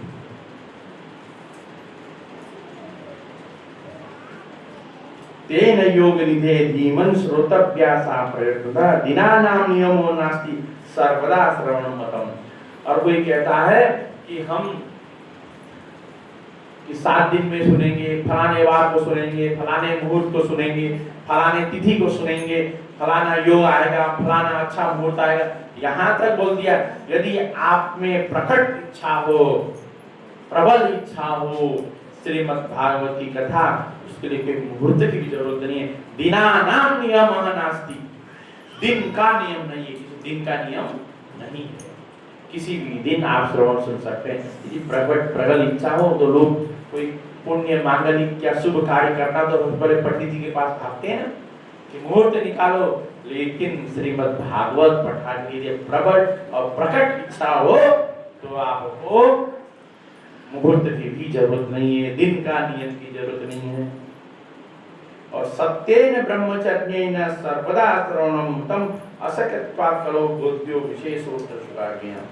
इस प्रकार से सुखदेव जी ने सप्ताह विधि में श्रवण करना चाहिए ऐसा नियम तो बनाया है, लेकिन ये भी साथ में बोला गया है कि यदि आपकी प्रकट इच्छा हो, प्रबल इच्छा हो और अनुकूलता नहीं हो रही है तो फलाने दिन को श्रवण करें, ये भी नियम नहीं है। जब भी आपकी अनुकूलता मिले आप भगवत की कथा श्रवण करें। इस प्रकार श्रीमद् भागवत की कथा प्रारंभ हो गई और श्रीमद् भागवत कथा प्रारंभ होने के बाद कथा होते समय 1 घंटा भी दिया। बताइए, हमको तो अभी चौथा अध्याय समाप्त करना है। तो अचानक श्रीमद् भागवत की कथा चल रही है और अचानक से एक आश्चर्य हो गया कथा के बीच, बहुत बड़ा आश्चर्य हो गया, सब विस्मय हो गए। क्या हो गया? क्योंकि जब जहाँ भागवत की कथा होती है ना, वहाँ भक्ति स्वयं उपस्थित होती है। क्या होती है? भक्ति स्वयं। जब वहाँ पे नारद जी ये सारा उद्यम किस लिए कर रहे हैं? ये नारद जी संपूर्ण उद्यम ज्ञान और वैज्ञानिक और भक्ति की समस्या का समाधान करने के लिए कर रहे हैं। लेकिन अब भक्ति कहाँ है? वृंदावन में। ज्ञान वैराग्य वहीं सो रहे। लेकिन जैसे ही हरिद्वार में कथा प्रारंभ हुई, ज्ञान वैराग्य को लेकर भक्ति वहीं प्रकट हो गई। और उसके जो दोनों पुत्र हैं वो दोनों पुत्र युवावस्था को प्राप्त हो गए। क्योंकि जहां सनक सनंदन सनातन संत कुमार जहां श्रीमद् भागवत की कथा श्रवण करा रहे हैं, नारद जी जहां पे श्रोता बनकर बैठे हैं, चारों ऋषि कुमार जहां वक्ता हो, जहां संपूर्ण सभी ऋषि मुनि अत्रि भृगु वशिष्ठ गौतम आदि ऋषि मुनिगण हो, और जहां पे देव यक्ष गंधर्व दानव आदि सब लोग हो, सभी तीर्थ हो, सब वेद वेदांत शास्त्र सब लोग मूर्तिमान होकर वहां बैठ रहे हो, ऐसी जगह पे क्या भक्ति और ज्ञान वैराग्य नहीं आएंगे? और वहीं आकर तुरंत वो लोग युवावस्था को प्राप्त हो, और युवावस्था को प्राप्त होकर वहीं पे ही भक्ति माता उनकी स्तुति करती है। तो स्तुति से पहले भक्ति सुतौ तौ तरुणं गृहीत्वा प्रेमैकरूपा सहसा विरासीत्। श्री कृष्ण गोविंद हरे मुरारे नाथेति नामानि मुहुर्वदन्ति। और भक्ति माता कैसे प्रकट हो गई? ज्ञान वैराग्य के साथ में श्री कृष्ण गोविंद हरे मुरारे हे नाथ नारायण वासुदेव, ये स्वरूप उच्चारण करते हुए भक्ति माता प्रकट हो गई। सबको आश्चर्य, और साथ में ज्ञान और वैराग्य भी प्रकट हो। तो इस प्रकार नारद जी ने श्रीमद् भागवत कथा के माध्यम से ज्ञान और वैराग्य को चेतनत्व प्रदान किया और भक्ति माता की समस्या का समाधान किया। भक्ति माता पूछ रही हैं, भवद्भिः अद्यैव कृतास्मि पुष्टा कलिप्रणष्टा कथा रसेन क्वाहं प्रतिष्ठाम्य अधुना ब्रुवन्तु ब्राह्मा इदं तां गिरमुचिरेति। भक्ति माता पूछ रही हैं कि मैं कहाँ रहूं? मेरे ज्ञान और वैराग्य दोनों पुत्र भी तरुण अवस्था को प्राप्त हो गए, दोनों भी युवा हैं, लेकिन हम कहाँ? हमारे रहने का स्थान बताइए। तो नारद जी कह रहे हैं, भक्तेषु गोविंद स्वरूप कर्त्री प्रेमैक धर्त्री भवरोग हंत्री सात्वं च तिष्ठस्व सुदैव संश्रया निरंतरम वैष्णव मानसा। तो नारद जी ने भक्ति को श्री वैष्णव के हृदय में विराजमान होने की देता दिया। जहां जहां भगवान की कथा होती है, जहां जहां भगवान की पूजा आराधना होती है, जहां जहां भगवान का कीर्तन होता है, जहां जहां संतों का सत्संग होता है, जहां वेद उच्चारण होते हैं, वहां सब जगह भक्ति विराजमान रहेगी। ऐसा नारद जी ने आशीर्वाद दिया और भक्ति का वास सुनिश्चित किया। देखिए क्यों? क्योंकि पहले भी कहा कि भक्ति तो भगवान के प्राण स्वरूप, अपने प्राणों से भी ज्यादा भगवान को भक्तों की भक्ति प्यारी है। भगवान को अपने से ज्यादा क्या प्रिय है? भगवान के भक्तों की भक्ति। तो जहां भक्ति रहेगी वहां भगवान आएंगे, और जब भक्ति नहीं होगी भगवान जी कैसे आएंगे? तो आपने सुना होगा भगवान श्री कृष्ण की बुआ है कुंती, और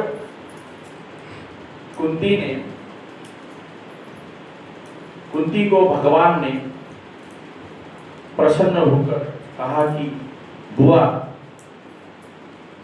मैं आपसे बहुत प्रसन्न हूं, और विभिन्न प्रसंग आता है, आप मुझसे कुछ वर मांगिए। जब बुआ ने वर मांगा तो क्या मांगा भगवान से? बताइए क्या कहा? दुख, कष्ट। कष्ट क्यों मांगा? तो मैं कष्ट मांगूंगा, मुझे दुख होगा, मुझे दुख कष्ट ही समस्या ही मांगा। कोई जब मैं दुख में रहूंगा, कष्ट में रहूंगी, तभी मैं आपकी भक्ति करूंगी।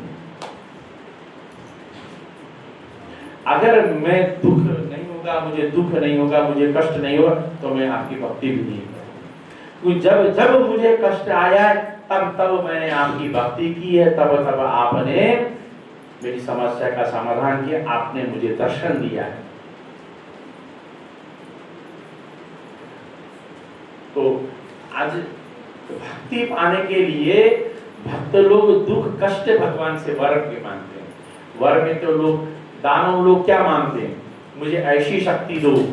हिरण्यकश्यप ने क्या मांगा?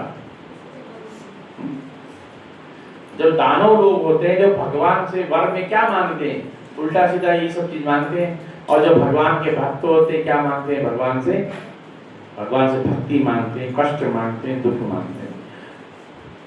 लेकिन आज की स्थिति क्या है? आज किसी को अधिक दुख कष्ट हो रहा है तो भगवान को ही पूछता है, भगवान ने हमें दुख कष्ट दिया, कैसा निर्दयी भगवान है। ऐसा बहुत लोग प्रश्न करते हैं।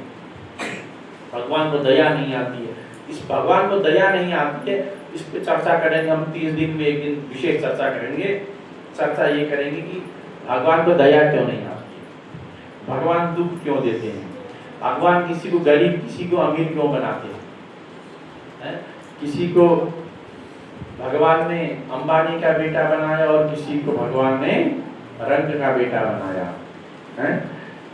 किसी को भगवान ने नीता अंबानी बनाया और किसी को रिक्शे वाली की पत्नी बनाया है। तो मन में ऐसे प्रश्न तो बहुत सारे आते हैं। तो उसका एक दिन केवल, किसी दिन कथा, आज समय से पहुंचेंगे कथा को, तब हम अपना टारगेट पूरा कर लेंगे। अब हम कुछ और भी चर्चा कर सकते हैं, तो एक दिन यही पूरा 2 घंटा इसी पे चर्चा किया जाएगा। तो इस प्रकार से जो भगवान के भक्त होते हैं, भगवान से कष्ट दुख भक्ति ही मांगते हैं। भगवान ऐश्वर्य नहीं चाहता, धन संपत्ति नहीं मांगते। लेकिन आप लोग देखते हैं आज क्या होता है, हमने देखा है बहुत सारे मंदिरों में हम देखते हैं, से यहाँ के मंदिरों में नहीं, अशोक विहार हो गया, सिविल लाइन्स हो गया, और उसके बाद पीतमपुरा हो गया, जो ऐसे जहाँ पे करोड़पति लोग हैं, लाला लोग रहते हैं, वहाँ पे लोग जाते हैं और क्या करते हैं, जब भगवान के दर्शन करने जाते हैं तो गेट पे पहुंच खड़ी होते हैं।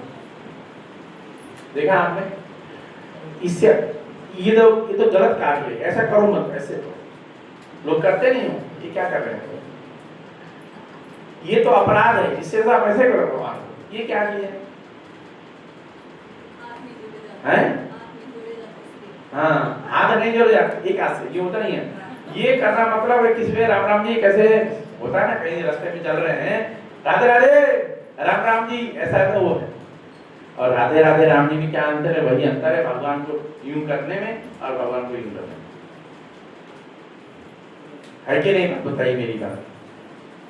तो जब लाला लोग जब मंदिर के अंदर प्रवेश करते हैं तो क्या करते हैं? सबसे पहले यहाँ कोई अच्छा कोई लाला जी नहीं है, तो फिर वो चले गए।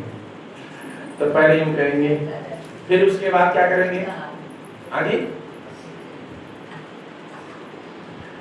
तो फिर उसके बाद क्या करेंगे, सीधे आंख बंद कर लेंगे, भगवान शांत जपते रहेंगे।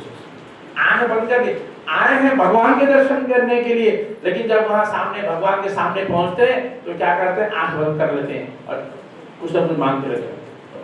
आज मेरा वहां टेंडर फंसा हुआ है, भगवान के पास निकाल दो। और जो लाला का बेटा क्या है मांगेगा, भगवान आज मेरा एग्जाम है, नीट का एग्जाम में पास करा दो मेरे को। फिर भगवान को लालच देते हैं, भगवान आज तो मैंने कम चढ़ाया है, अगर मेरा हो गया तो मैं आपको लाखों रुपए चढ़ाऊंगा। ये मन्नत करते हैं, ये मन्नत करना भी एक बहुत बड़ा दोष है। लेकिन अभी प्रथा चल गई है कि भगवान हमने ऐसा मन्नत मांगा, ये करेंगे तेरे दर्शन के लिए आएंगे, हैं? हमारी ये पूरी हो जाए, हमारी फलानी इच्छा पूरी हो जाए तो मैं ये करूंगा, है ना? ऐसा होता है ना। वास्तव में ये अपचार है। फिर हमने भगवान की भक्ति नहीं समझी कि फिर भगवान की भक्ति मैंने कल परसों बताया ना, कोई दिया जलाने तक सीमित रह जाएगा और आरती उतारने तक। भगवान की भक्ति को नहीं समझ पाएंगे। तो भगवान के जो भक्त हैं, भगवान की भक्ति क्या है, वो केवल दिखावे करते हैं। तो भगवान जो वहां लाला जो मंदिर के सामने बैठ के भगवान को दर्शन के लिए आया मांगता रहता है, और सब मांग लिया, फिर आंख खोलता, फिर उल्टा चला जाता है। वो भगवान के दर्शन ही नहीं करता। भगवान का स्वरूप कैसा है, भगवान ने आज कैसा वस्त्र धारण किया है, भगवान की आज मुखमंडलाकृति कैसी है, भगवान को कोई कष्ट गर्मी तो नहीं हो रही है, आज क्या भगवान अनुभव कर रहे हैं, वो भगवान के स्वरूपों का दर्शन, भगवान के नेत्रों का भाव, भगवान के मुखमंडलों का भाव, भगवान की मुखाकृति का भाव, भगवान ने आज कैसा मुकुट धारण कर, कैसा वस्त्र धारण, कैसी माला भगवान की, इसको संपूर्ण को देखकर आंख फाड़ फाड़ के ऐसे देखना चाहिए वास्तव में, और देखकर फिर उसको अपने अंदर मन में समेट लेना चाहिए, उसको बुद्धिस्ट कर लेना चाहिए। लेकिन वहां पे आंख बंद, जाके आंख बंद कर, लाला लोग क्या करते हैं, जाके सीधे जाके आंख बंद कर लेते हैं, माता जी।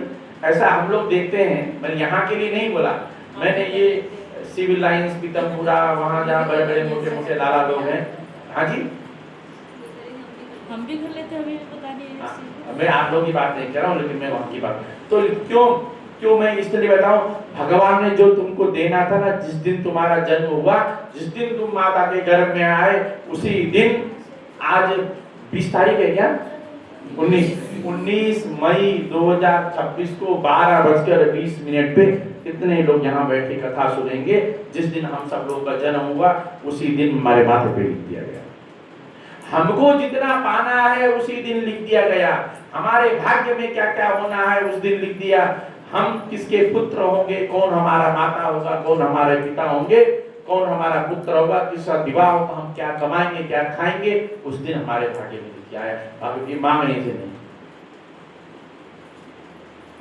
और नहीं मांगने के लिए भगवान के मंदिर में जाना चाहिए। अगर भगवान की भक्ति करेंगे तो आपके सारे काम अपने आप सरल से संपन्न होते जाएंगे। तो इस प्रकार भक्ति जो भक्ति है, वह भक्ति के स्वरूप के विषय में बहुत लंबी चर्चा है, उसके हम नहीं जाते हुए एक श्लोक है, आप लोग सुंदरकांड पढ़ते हैं या रामायण पढ़ते हैं तो आता है, नान्या प्रिया रघुपते हृदय स्मदीये, और बोलिए सत्यम वदामि च भवान् अखिलांतरात्मा, आगे भक्ति प्रयच्छ रघुपुंगव निर्भराम कामादि दोष रहितम। तो भगवान से ये मांगना चाहिए, नान्या प्रिया रघुपते हृदय स्मदीये, मम हृदय में, मेरे हृदय में, अस्मदीये हृदय, नाना कोई स्पृहा नहीं है। स्पृहा मतलब कोई चाह, आकांक्षा, लोभ, कुछ मुझे आपसे कुछ मांगना नहीं है। तुलसीदास जी कह रहे हैं भगवान से, मुझे भक्ति को समझा रहे हैं, मुझे आपसे कुछ नहीं मांगना है। नान्या प्रिया रघुपते हृदय स्मदीये और सत्यम वदामि च भवान अखिलांतरात्मा। भगवान पूछ रहे होंगे, झूठ बोल रहा है, दिखाने के लिए बोल रहा है। तो भक्त पूछता नहीं, भगवान मैं सत्य और संकल्प लेता हूँ, मैं सत्य बोल रहा हूँ। सत्यम वदामि च भवान अखिलांतरात्मा। और मुझे केवल भक्ति प्रयच्छ रघुपुंगव निर्भरा, मुझे निर्भरा भक्ति यानी किसी के ऊपर आश्रित होकर प्राप्त होने वाली भक्ति नहीं चाहिए। और कामादि दोष अतीतम, कि मेरा मन कामादि, काम मतलब चाह, मुझे कामना, मुझे कोई कामना नहीं है, कामादि ये दोष मुझे नहीं चाहिए, कामादि दोष अतीतम। इस प्रकार ये भक्ति है। लेकिन हम लोग क्या मानते हैं, मैंने आपको उस दिन कहा ना कि हम मंदिर में जाते हैं, आरती उतारते हैं, दिया, हमारे यहाँ कई माता लोग आते हैं, दिया जलाती हैं भगवान के सामने और आरती करती हैं, फिर माला जपते हैं, सब करते हैं, ये बहुत अच्छी बात है। लेकिन इसको भक्ति नहीं मानना चाहिए, ये भक्ति नहीं, ये भक्ति का साधन है। भक्ति क्या है? भक्ति इससे और ऊपर स्तर है, वो स्तर यही है जो नान्या प्रिया रघुपते हृदय स्मदीये। तो इस श्लोक का जो भाव समझे वही भक्ति है। और हमारे संप्रदाय में, हम जिस संप्रदाय में हैं, रामानुज संप्रदाय में, सबसे बड़ी भक्ति भगवान के जो भक्त हैं, भागवत हैं और आचार्य हैं, उनकी सेवा से बड़ी दूसरी कोई भक्ति नहीं। सबसे बड़ी सेवा भागवतों की सेवा, जो भगवान के भक्त हैं उनकी सेवा। और हमारे यहाँ पे व्यक्ति को भक्ति का भाव कैसा रखना चाहिए ये श्लोक बताएंगे। श्लोक याद है? मज्जन मनस, बोलो, मधुकैटभारे त्वद्भृत्य भृत्य परिचारक भृत्य भृत्य भृत्यस्य भृत्य इमाम स्मरणोकना। भक्ति ऐसी होती है, ये भगवान मैं आपका जो भक्त हैं, जो भागवत हैं, उनके दास का दास का दास का दास का दास बनने की मुझे अवसर प्राप्त हो, मुझे उनकी सेवा प्राप्त करने का अवसर प्राप्त हो। मुझे भगवान के जो भक्त दास हैं, दास के दास, भृत्य, भृत्य मतलब दास, सेवक, भृत्य भृत्य परिचारक भृत्य भृत्य भृत्यस्य भृत्य इति मां स्मरणो करा। भगवान के सबसे बड़े भक्त कौन है बताइए? भगवान के सबसे बड़े भक्त लक्ष्मण जी भगवान के सबसे बड़े भक्त नहीं है। भगवान के सबसे बड़े भक्त हैं शत्रुघ्न। भगवान के सबसे बड़े भक्त कौन है? शत्रुघ्न जी। क्यों? क्योंकि भगवान के भक्त हो गए भरत जी। अब भरत जी के भक्त कौन है? कौन है? शत्रुघ्न। तो लक्ष्मण जी ने 14 वर्ष वनवास तक राम जी की सेवा की, लेकिन वो सेवा से श्रेष्ठ सेवा शत्रुघ्न जी की सेवा थी। यही सेवा कैंकर्य का महत्व है। भगवान की सेवा से श्रेष्ठ भगवान के भक्तों की सेवा करना, भगवान के भागवतों की सेवा करना, यही श्रेष्ठ शास्त्रों में कहा गया। और हम अपना सारा समय केवल भगवान की, भगवान आपके सेवा के अभिलाषी हैं क्या बताइए जरा? भगवान इतने कर्तुम अकर्तुम अन्यथा कर्तुम ब्रह्मांड पीठाधिपति, जिनके अनेक रूप में कई ब्रह्मांड हैं, अनेक कोटि ब्रह्मांड नायक पर ब्रह्म परमात्मा भगवान, बताओ आपके दिया और आपके माला और आपके उसके लिए है। तो लोग कहते हैं जाकर आरती करते हैं, भगवान की आरती करते हैं।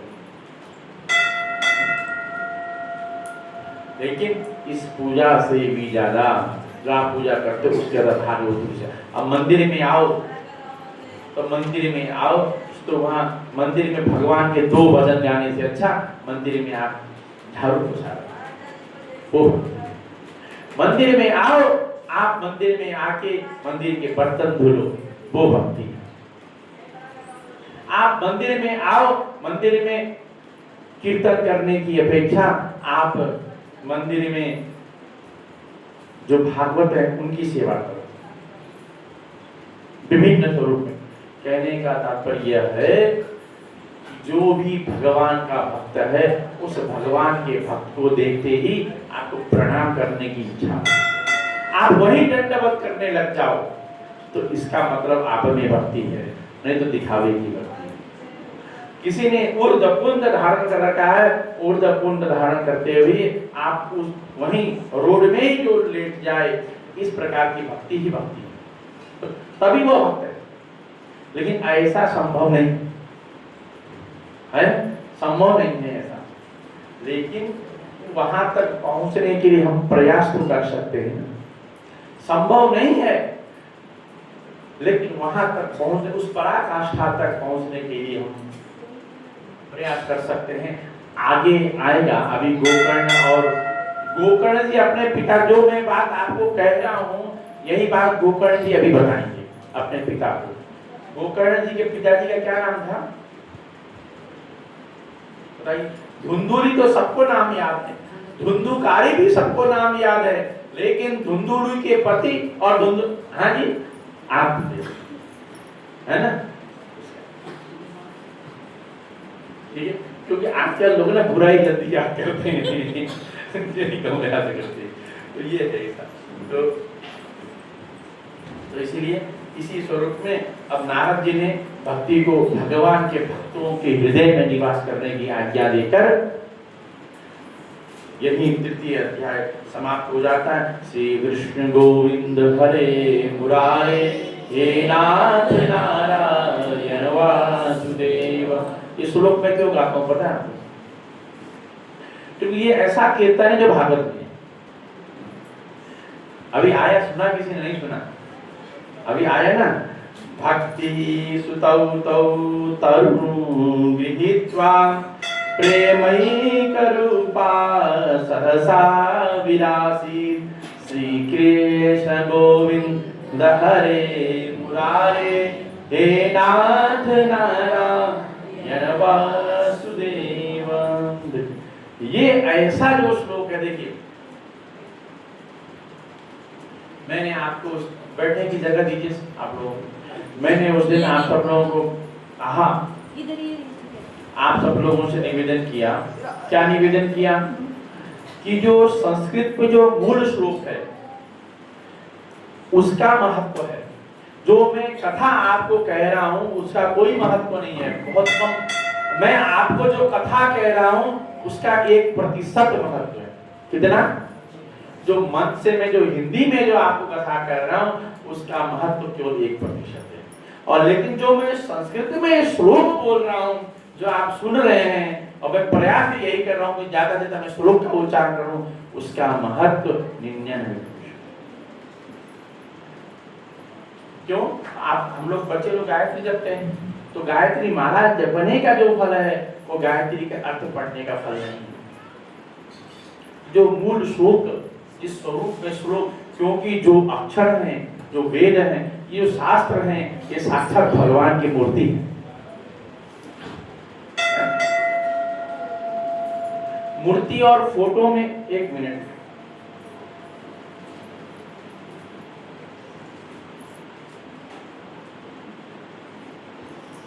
यहाँ पे गुरु जी का चित्र है। गुरु जी के चित्र में और गुरु जी स्वयं विराजमान हो, कितना अंतर है बताइए? बहुत अंतर है ना। वही अंतर है कि संस्कृत में जो विद्यमान जो श्लोक है उन श्लोक का उच्चारण करना और उसके क्यों? क्योंकि ये जो वेद, वेदांत, शास्त्र, उपनिषद, ये साक्षात भगवान के स्वरूप है। वेद भगवान है, साक्षात विष्णु के स्वरूप है। और हम श्रीमद् भागवत को क्या बोलते हैं? भगवान की वाङ्मय स्वरूप, भगवान का वाङ्मय स्वरूप। अच्छा, ये स्वरूप क्या होता है मैं आपको बताता हूँ। आप कौन है? हाँ, किसकी पत्नी है? कौशिक जी की। किसकी माता है? मेघा की। किसकी बेटी है? सुरेश की। किसी की भतीजी हैं, किसी की बेटी हैं, किसी की माता है, किसी की पत्नी है, किसी की बहन है। एक आप किसी की माता भी, किसी की पत्नी भी है, किसी की बहन भी है, किसी की भतीजी है, किसी की पुत्री है। उसी प्रकार ये भगवान है, भगवान के विभिन्न स्वरूप है। हम किसी दिन चर्चा करेंगे तो भगवान के विभिन्न स्वरूपों की चर्चा करेंगे। पर विभव अंतर्यामी और अर्चावतार भगवान के 5 स्वरूप है। लेकिन ये जो पुस्तक है, ये पुस्तक भी भगवान के जैसे भगवान है, भगवान का एक विग्रह एक स्वरूप है, वैसे एक पुस्तक भी एक स्वरूप है। ये शब्द एक स्वरूप है। साक्षात जो शब्द हम सुन रहे हैं वो साक्षात भगवान है। अब ये श्लोक आया था अभी थोड़ी देर पहले, मैं श्लोक बोल के उच्चारण करके आगे चला गया, इसकी व्याख्या नहीं कर पाती। बहुत वेदादिर्वेद माता च पौरुषं शुद्धमेव च त्रयी भागवतं चैव द्वादशाक्षर एव च। ये बताया अभी श्लोक। तो इसलिए हमारे ये जब ये विद्यार्थी लोग कॉपी देखिए, लाओ ये कॉपी लाओ, ये कॉपी,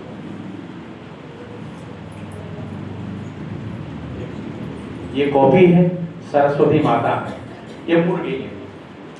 ये सरस्वती माता मुड़ गई, ये किसके समान है? जैसे किसी ने आपका हाथ मोड़ दिया। जो पीड़ा इनको वही हो रही है। कैसी पीड़ा हो रही है? जैसी किसी ने आपके हाथ मोड़ दी। ऐसा भाव होना चाहिए तो भक्ति। तो इस प्रकार जो भावों की बात है, बहुत कुछ विषय है कहने को।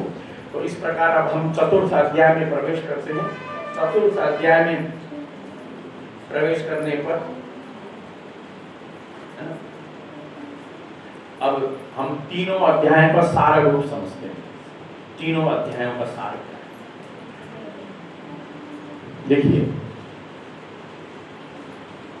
बिना ज्ञान और वैराग्य के भक्ति नहीं होगी। हमने यही जाना है कि नहीं? अगर भक्ति तो युवती थी, लेकिन ज्ञान वैराग्य अचेतन अवस्था में अचेत थी। इसलिए भक्ति वहां पे नृत्य नहीं कर रही थी, भक्ति वहां पे प्रसन्न नहीं थी। और भक्ति कब प्रसन्न हुई? जब ज्ञान और वैराग्य चेतनत्व प्राप्त होगा। उसी प्रकार यदि हमें भक्ति करना है तो हमें भी ज्ञान और वैराग्य का सहारा लेना पड़ेगा। बिना ज्ञान और वैराग्य के भक्ति नहीं होती। बिना जो वृंदावन में जो भक्ति थी नारद जी के सम्मुख, वह थी अंध भक्ति। कौन थी? जो अंध भक्ति आज वृंदावन में हम देख रहे हैं। वृंदावन में जो सेल्फी पॉइंट वाला और पिकनिक स्पॉट, 5 स्टार होटल, ये इत्यादि करने जो लोग जाते हैं, वह भक्ति अंध भक्ति। उस भक्ति का कोई लाभ नहीं। और हमें करना है स्वस्थ भक्ति। स्वस्थ भक्ति कब होंगे? जब आपके अंदर भक्ति के साथ में ज्ञान और वैराग्य रहेगा। जब आपके अंदर ज्ञान और वैराग्य रहेगा तभी वह स्वस्थ भक्ति। और वैराग्य कैसे होगा, ज्ञान कैसे आएगा, ये विषय चर्चा भी हम आगे करेंगे। आज चतुर्थ अध्याय में प्रवेश करते हैं। चतुर्थ अध्याय में गोकर्ण जी का उपाख्यान है। आत्मदेव ब्राह्मण, धुंधुली, धुंधुकारी इत्यादियों की चर्चा है। तो इस प्रकार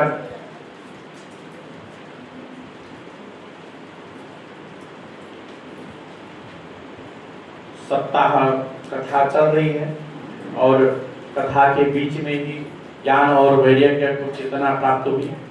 और नारद जी सनकादि सनत कुमारों से प्रश्न कर रहे हैं कि के विशुद्धयन्ति वदन्तु मह्यं सप्ताह यज्ञेन कथामयेन कृपालुभिर्लोकहितं विचार्य प्रकाशितः कोऽपि नवीनमार्गः। ये नारद जी प्रश्न कर रहे हैं, हे ऋषि कुमार, आप बड़े कृपालु हैं। अब आप हमें यह बताइए कि इस प्रकार सप्ताह विधि से श्रीमद् भागवत की कथा श्रवण करने से और किस किस को मुक्ति प्राप्त हुई, किस किस को लाभ प्राप्त हुआ, और इस सप्ताह यज्ञ के द्वारा कौन कौन लोग पवित्र हो गए, ऐसा प्रश्न करते हैं। पर सनकादिक ऋषि कहते हैं ये मानवः पापकृतस्तु सर्वदा सदा दुराचार रता विमार्गा क्रोधाग्निदग्धा कुटिलाश्च कामिनः सप्ताह यज्ञेन कलौ पुनन्ति ते सत्येन हीना पितृमातृदूषकास्तृष्णाकुलास्ता श्रमधर्मवर्जिता ये दाम्भिका मत्सरिणो विहिंसका सप्ताह यज्ञेन कलौ पुनन्ति ते। देखिए, जो मानव पापकृत पापी हैं, सदा पापकृत हैं, सदा सर्वदा पाप करने वाले हों, दुराचारी हों, विमार्ग गलत मार्ग में जाने वाले हों, क्रोधी हों, कुटिल हों, कामी हों, जो सत्य से हीन हों, माता पिता के जो दोषी हों, माता पिता गुरुद्रोही हों, और कुल आश्रम और धर्म का पालन न करने वाले हों, ऐसे जितने भी लोग हैं उन सब का कल्याण, उन सब की मुक्ति, वो सब पवित्र हो सकते हैं श्री मात्र श्रीमद् भागवत की तरह। तो नारद जी कहते हैं इसमें कोई प्रमाण भी है कि आपने ऐसे ही बता दिया? तो वो कहते हैं सुत जी, शरद कुमार जी कहते हैं कि मैं तुमको एक कथा सुनाता हूँ। कायेन वाचा मनसा विपातकं नित्यं प्रकर्वन्ति शठाहतेन ये परस्वपुष्टा मलिना दुराशया सप्ताह यज्ञेन कलौ पुनन्ति ते। यही तो कलयुग की महिमा है। कलयुग की महिमा कल हमने चर्चा की थी। कलयुग में एक आरक्षण मिला है कि नहीं, कि कलयुग में, और ये जितने भी आप कथा सुन रहे हैं महात्म्य, ये सब कलयुग की घटना है। सत्य युग, द्वापर युग, त्रेता युग में श्रीमद् भागवत का कोई महत्व नहीं। श्रीमद् भागवत का सत्य युग, द्वापर युग, त्रेता युग में कोई महत्व नहीं। और श्रीमद् भागवत का यदि महत्व है तो केवल मात्र कलयुग। क्यों? तो कलयुग में ही, तो कलयुग का लक्षण सब हमने चर्चा की कि क्योंकि कलयुग में ही न आज किसी को न भजन का समय है, न कीर्तन का समय है, न अपने लिए समय है, न परिवार के लिए समय है। तो केवल आज कलयुग में केवल किस चीज के लिए समय? व्यापार के लिए समय, नौकरी के लिए समय है, बाहरी दिखावा आडंबर के लिए समय है। जैसे मैंने उस दिन चर्चा की, पहले दिन चर्चा हुई, यदि कहीं आज विवाह होता है तो विवाह में जो विवाह का जो मुख्य कार्य है वो तो आधे घंटे में निपटाना चाहते हैं, लेकिन बाहरी जो आडंबर है, जो दिखावा है, वो 4-5 दिन से चलता रहता है। अतिथियों का आना, ये लाना, ये देना, वो देना, ये करना, ऐसा गिफ्ट, इतना बड़ा बैंक्वेट हॉल, इतने अच्छी तरीके से वरमाला होना, बड़े बड़े गायक आएंगे, और यहाँ तक क्या बोलते हैं उसको, वेडिंग, क्या बोलते हैं उसको, जो दूर दूर जाके शादी करते हैं, डेस्टिनेशन वेडिंग, सबके लिए समय है। लेकिन समय किस लिए नहीं है? जो मुख्य रूप से जो विवाह, कन्यादान, सप्तपदी और इत्यादि जो विभिन्न जो मुख्य कार्य, उसके लिए किसी के पास है न। कोई रुक कर देखना चाहता है। सब लोग खाने पीने के जो गवाह में सब लोग रहते हैं, खाना पीना, फोटो खिंचवाना, मौज मस्ती करना, नाचना, इसके गवाह तो सब हैं, है कि नहीं बताइए? और जब 4 फेरे होते, 7 फेरे नहीं, 4 फेरे, जब 4 फेरे होते हैं और सप्तपदी होता है, जब सिंदूर भरते हैं, जब कन्यादान होता है, तो केवल 2-4 लोग होते हैं, बाकी केवल सारा काम अग्नि देवता पे छोड़ देते हैं, आप ही साक्षी बनो। तो इसीलिए तो विवाह का भी तो जो सांस्कृतिक और पारिवारिक और जो मूल्य है वो भी तो कम हो गया। आज जो विवाह के बाद जो स्थिति हम समाज में देख रहे हैं, उसका मुख्य कारण ये है कि हम संस्कृति से विकृति की ओर पहुंचे, हम प्रकृति से विकृति की ओर चले गए, इसलिए आज हमें ये सब इस सारी समस्याएं हम देखते हैं। जितने केवल यही नहीं, हर जगह, चाहे तीर्थस्थल हो, चाहे मंदिर हो, चाहे धर्म क्षेत्र हो, चाहे लोकाचार हो, लोक व्यवहार हो, मांगलिक कार्य हो, घर के कार्य हो, नित्य कर्म हो, काम्य कर्म हो, कोई भी कार्य हो, हर कार्य में आज विसंगति क्यों आई है, आज विकृति क्यों आई है? क्योंकि हमने प्रकृति और संस्कृति को छोड़ दिया। तो इस प्रकार सनक आदि ऋषि कुमार नारद से कहते हैं कि मैं एक अत्र ते कीर्तयिष्यामः इतिहासं पुरातनं यस्य श्रवणमात्रेण पापहानि प्रजायते तुंगभद्रातटे पूर्वम् अभूत्तनमुत्तमं यत्र वर्णः स्वधर्मेण सत्यसत्कर्म तत्पराः आत्मदेवः पुरे तस्मिन् सर्ववेद विशारदः स्रोतस्मार्तेषु निष्णातो द्वितीय इव भास्करः। नारद जी कहते हैं कि मैं तुमको इस विषय में कि पापियों को भी भगवान श्रीमद् भागवत की कथा से मुक्ति प्रदान करते हैं, जो चोरी करते हैं, जो डकैती करते हैं, जो दुष्कर्म करते हैं, जो हत्या करते हैं, जो पाप करते हैं, उनकी भी मुक्ति होती है श्रीमद् भागवत महापुराण की कथा के श्रवण से। इसके लिए मैं तुमको एक इतिहास सुनाता हूँ कि तुंगभद्रा तट पे, तुंगभद्रा नदी के किनारे पे एक वर्णाश्रम और अपने धर्म को पालन करने वाला और श्रौत स्मार्त विद्या में निष्णात एक आत्मदेव नाम के ब्राह्मण थे, और उनकी एक पत्नी था जिसका नाम था धुंधुली। भिक्षुको वितवान लोके तत्प्रिया धुंधुली स्थिता स्ववाक्य स्थापिका नित्यम सुंदरी सुकुलोद्भवा। वो धुंधुली बहुत अच्छी सुकुलोद्भवा, सुंदर कुल में उत्पन्न वाली थी धुंधुली, लेकिन कैसी थी? सुंदरी, बहुत सुंदर थी।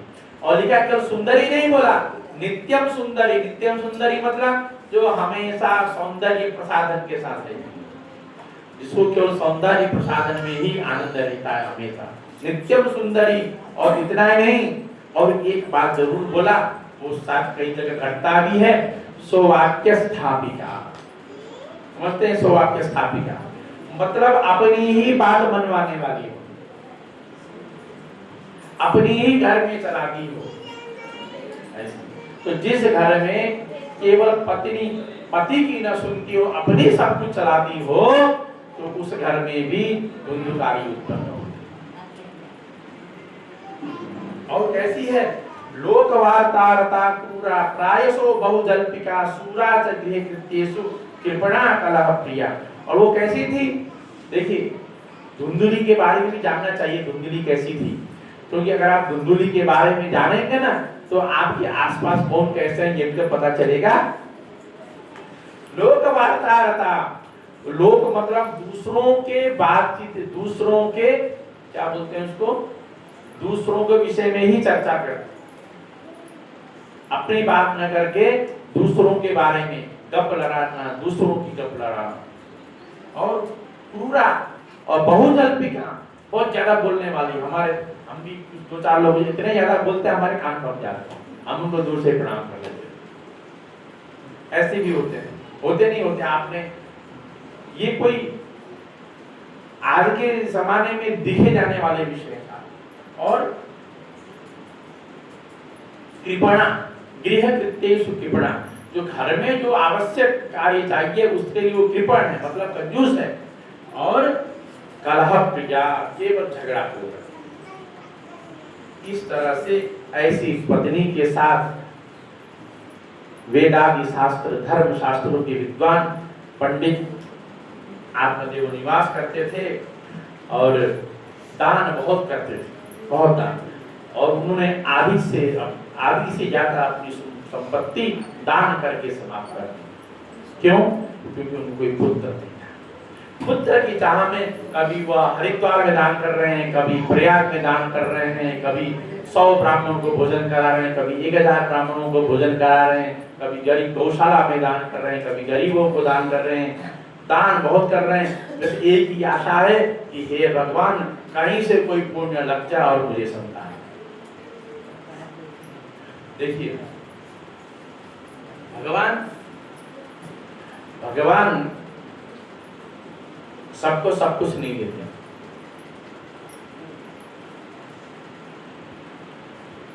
आत्मदेव ब्राह्मण को प्राय ब्राह्मण पहले दरिद्र होते थे क्योंकि वो लक्ष्मी जी का श्राप था। तो ब्राह्मण दरिद्र होते थे लेकिन सुखी होते थे, पढ़े लिखे होते थे, तपस्वी होते थे, गुणवान होते थे।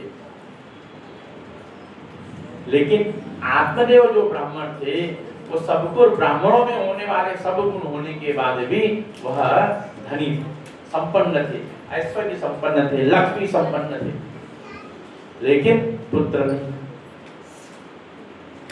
एक ही पीड़ा। और वो जो पीड़ा है वो पीड़ा सब कुछ होने के बाद, सारा ऐश्वर्य संपन्न होने के बाद भी सुनने जैसा लगता। तो हम भी क्या करते हैं, अभी चर्चा आएगी, हम लोग भी क्या करते हैं, जो हमें प्राप्त है, जो हमें भगवान ने दे दिया है, उसमें हम सुख न मानकर हम अन्य वस्तुओं में जब सुख मानते हैं तो हमें पीड़ा होती है। तो अब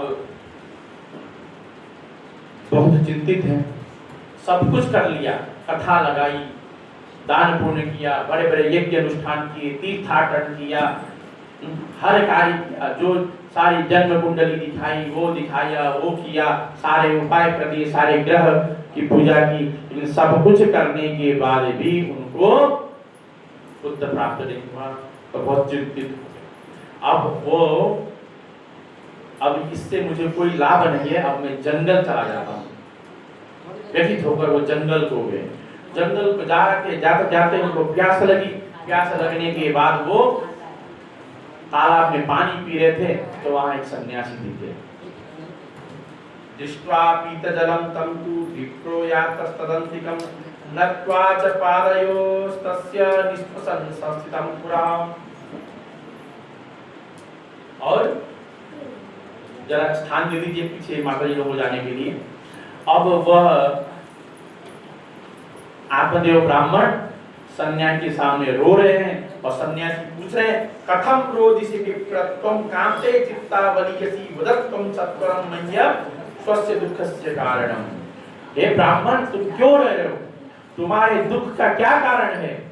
यदि मेरे से कुछ संभव हो सके तो मैं तुम्हारा जरूर समाधान करूंगा। आत्मदेव ब्राह्मण बोलते हैं, हे सन्यासी महाराज, मुझे भगवान ने सब कुछ दिया, मुझे एक सुंदर पत्नी दी, अच्छा घर दिया, धन संपत्ति ऐश्वर्य दिया, दान पुण्य करने के लिए पर्याप्त धन दिया, लेकिन मुझे एक पुत्र, सब कुछ पुत्र नहीं होने के कारण मेरे पास धन, लक्ष्मी, ऐश्वर्य, संपन्नता, मान सम्मान, पद प्रतिष्ठा, विद्या, सब कुछ होने के बाद भी मुझे शून्य लगता है।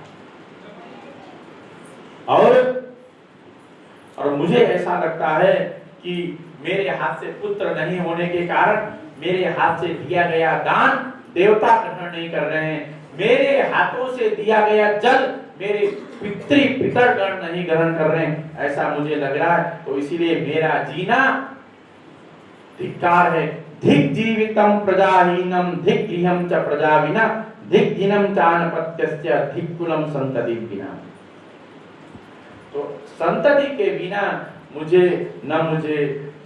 प्रजा चाहिए, न मुझे घर चाहिए, न मुझे धन चाहिए, न मुझे संपत्ति चाहिए, न मुझे ऐश्वर्य चाहिए, न मुझे कोई प्रतिष्ठा चाहिए। मुझे केवल यदि आप मुझे दे सकते हो तो मुझे एक संतति, मुझे संतान प्रदान करिए। ऐसा आत्मदेव ब्राह्मण ने, जो स्वयं विद्वान थे, अनेक धर्म शास्त्रों के वेदांतों के विद्वान, स्वयं विद्वान होकर जो सब कुछ जानते हैं, लेकिन जब विपत्ति जब अपने को आती है तो उसका विवेक समाप्त हो जाता है। तो यति ने, सन्यासी ने उनको समझाया कि मुंचा ज्ञानम प्रजारूपम वरिष्ठा कर्मणो गति विवेकम तो समासाद्य तेज संसार वासना। वो समझा रहे हैं सन्यासी जी आत्मदेव ब्राह्मण को, हे ब्राह्मण, ये तो कर्म की गति है, तुम्हारे प्रारब्ध में यदि तुमको पुत्र प्राप्त होना हो तो जरूर तुमको अवश्य प्राप्त होता, तुम्हारे प्रारब्ध में ही नहीं है, तुमको कैसे प्राप्त होगा। तो आत्मदेव ब्राह्मण कह रहे हैं, हे महाराज, आप मुझे ये मत पढ़ाइए, मैं भी बहुत बड़ा ब्राह्मण हूँ, बहुत बड़ा विद्वान हूँ, मैं सब जानता हूँ, लेकिन यदि आप में कोई शक्ति हो तो मुझे पुत्र प्रदान करिए। तो ब्राह्मण समझा रहे, ब्राह्मण को समझा रहे हैं सन्यासी जी कि पुत्राति सुखहीनोयम सन्यासा शुष्कैवहि गृहस्थः सरसो लोके पुत्र पौत्र समन्वितः इति विप्राग्रहं दृष्ट्वा ताब्रवीत तपोधनः चित्रकेतुर्गतः कष्टम विधिलेख विमार्जनात्। समझा रहे हैं, देखो ये जो तुम पुत्र की चाहना कर रहे हो इसमें सुख नहीं है, तुम मेरी तरह सन्यासी बनो, क्योंकि सन्यासी बनोगे तो सुखी रहोगे, तुमको किसी वस्तु की चाह नहीं होगी, आकांक्षा नहीं होगी, किसी से मोह नहीं होगा, किसी से लोभ नहीं होगा, तुम सुखी रहोगे। लेकिन यदि तुमको पुत्र हो गया तो पुत्र के पालन पोषण इत्यादि विविध कार्यों में तुमको दुखी होगा। एक तो तुम्हारे प्रारब्ध में पुत्र नहीं है और कथनचित पुत्र प्राप्त भी हो गया तो तुमको कष्ट ही होगा। वो समझा रहे हैं कि देखो, मैं थोड़ा ज्योतिष भी जानता हूं, मैं तुम्हारे को देखकर, तुम्हारी कुंडली देखकर, तुम्हारी मुखमंडल देखकर मुझे ऐसा प्रतीत हो रहा है कि तुमको पुत्र शोक, तुमको पुत्र का सुख प्राप्त नहीं है। पुत्र होना, पुत्र, किसी को पुत्र होना, पुत्र सुख नहीं है। एक छोटा सा मैं स्मरण बता देता हूँ। ये गुरुकुल पहले बसड्डे में था और बसड्डे में वहां पे बगल में एक अखाड़ा था। अखाड़े के एक पहलवान का विवाह हुआ और 5-7 वर्ष हो गए, पुत्र नहीं हुआ। तो हमारे गुरुजी के पास आए जन्म कुंडली लेके। वो बोले कि गुरुजी मुझे पुत्र प्राप्त नहीं हो रहा है, उपाय बताइए। तो हमारे गुरुजी ने उनको कहा कि तुमको पुत्र सुख नहीं, पुत्र होगा ये तो नहीं बोला, पुत्र होगा नहीं होगा ये नहीं बोला, तुमको पुत्र सुख नहीं होगा। वो हमारे गुरुजी पे नाराज हो गया। पहलवान था, थोड़े दम्भी होते हैं, अहंकारी होते हैं पहलवान, तो नाराज हो गया, चला गया वहां से, बुरा भला कहा, चला गया। 2 वर्ष बाद उसका पुत्र हुआ, लेकिन पुत्र होने के बाद उसका एक आंख जन्म से नहीं था, एक आंख जन्म से नहीं था। और वो पुत्र होने के 3-4 महीने बाद गुरुजी के पास आया, क्षमा मांगा, बहुत निवेदन किया कि मैंने आपको बहुत बुरा भला कहा, आपने जो कहा कि पुत्र सुख प्राप्ति नहीं होगा, वो केवल आंख की समस्या नहीं थी, उसकी कुछ अंदरूनी भी समस्या थी। वो 3 महीना उसने बच्चे को हॉस्पिटल में ही रखा, कई सारी समस्याएं थी, कहने का था। और वो अभी तक उसको पुत्र सुख प्राप्त नहीं हुआ। और बाद में उसको ज्योतिष पर विश्वास आया, और ज्योतिष पर विश्वास आने के बाद उसने पहलवानी छोड़ के ज्योतिष सीखी, और आज खुद बड़ा ज्योतिषी बना हुआ है और बहुत अच्छा कार्यालय और बड़े बड़े लोगों से डील करता है। जिसको ज्योतिष पे विश्वास नहीं था वह आज वो खुद ज्योतिषी बनके वो कार्य कर रहे हैं, कार्य क्षेत्र में पहलवानी छोड़ के ज्योतिषी कर रहे हैं, ऐसा भी होता है। तो सन्यासी ने कहा कि मैं तुम्हारा भाग्य देखा हूं, तुमको पुत्र सुख नहीं है, तुम पुत्र की अभिलाषा मत करो, तुम्हारे हित में नहीं है। ऐसा कहने पर उन्होंने क्या नाम है, आत्मदेव ब्राह्मण ने बहुत अनुनय विनय किया। अनुनय विनय करने के बाद जब ज्यादा हट किया तब सन्यासी भी मजबूर उन्होंने कहा कि तस्याग्रहं समालोक्य फलमेकं सदत्तवान् इदं भक्षय पत्न्या त्वं ततः पुत्रो भविष्यति। और एक फल प्रदान किया और फल प्रदान करके कहा कि ये फल लो और समंत्रक फल है, मंत्र युक्त फल है, तो तुम अपनी पत्नी को खिलाओ और अपनी पत्नी को खिलाओ तो तुमको पुत्र होगा। अब मुझे लग रहा है कि समय बहुत हो गया है और अब आगे इसकी कथा हम कल पूर्ण करेंगे और कल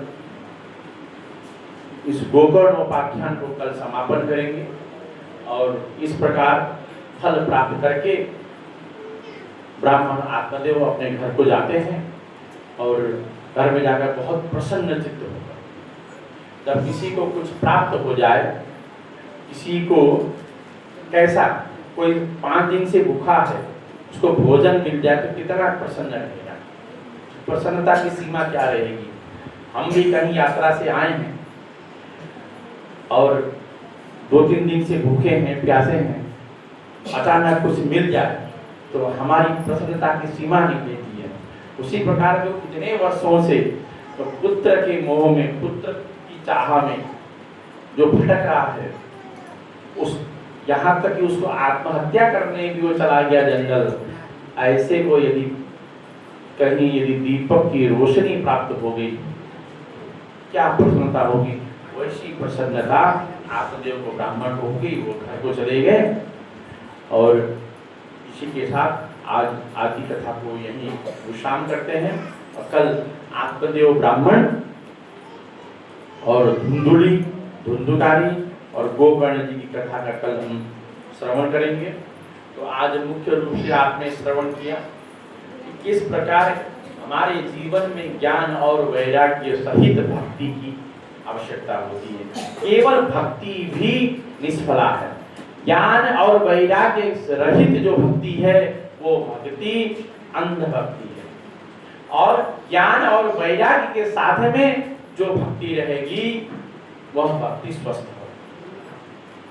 और मैंने आज आपको भक्ति का स्वरूप प्रदान किया।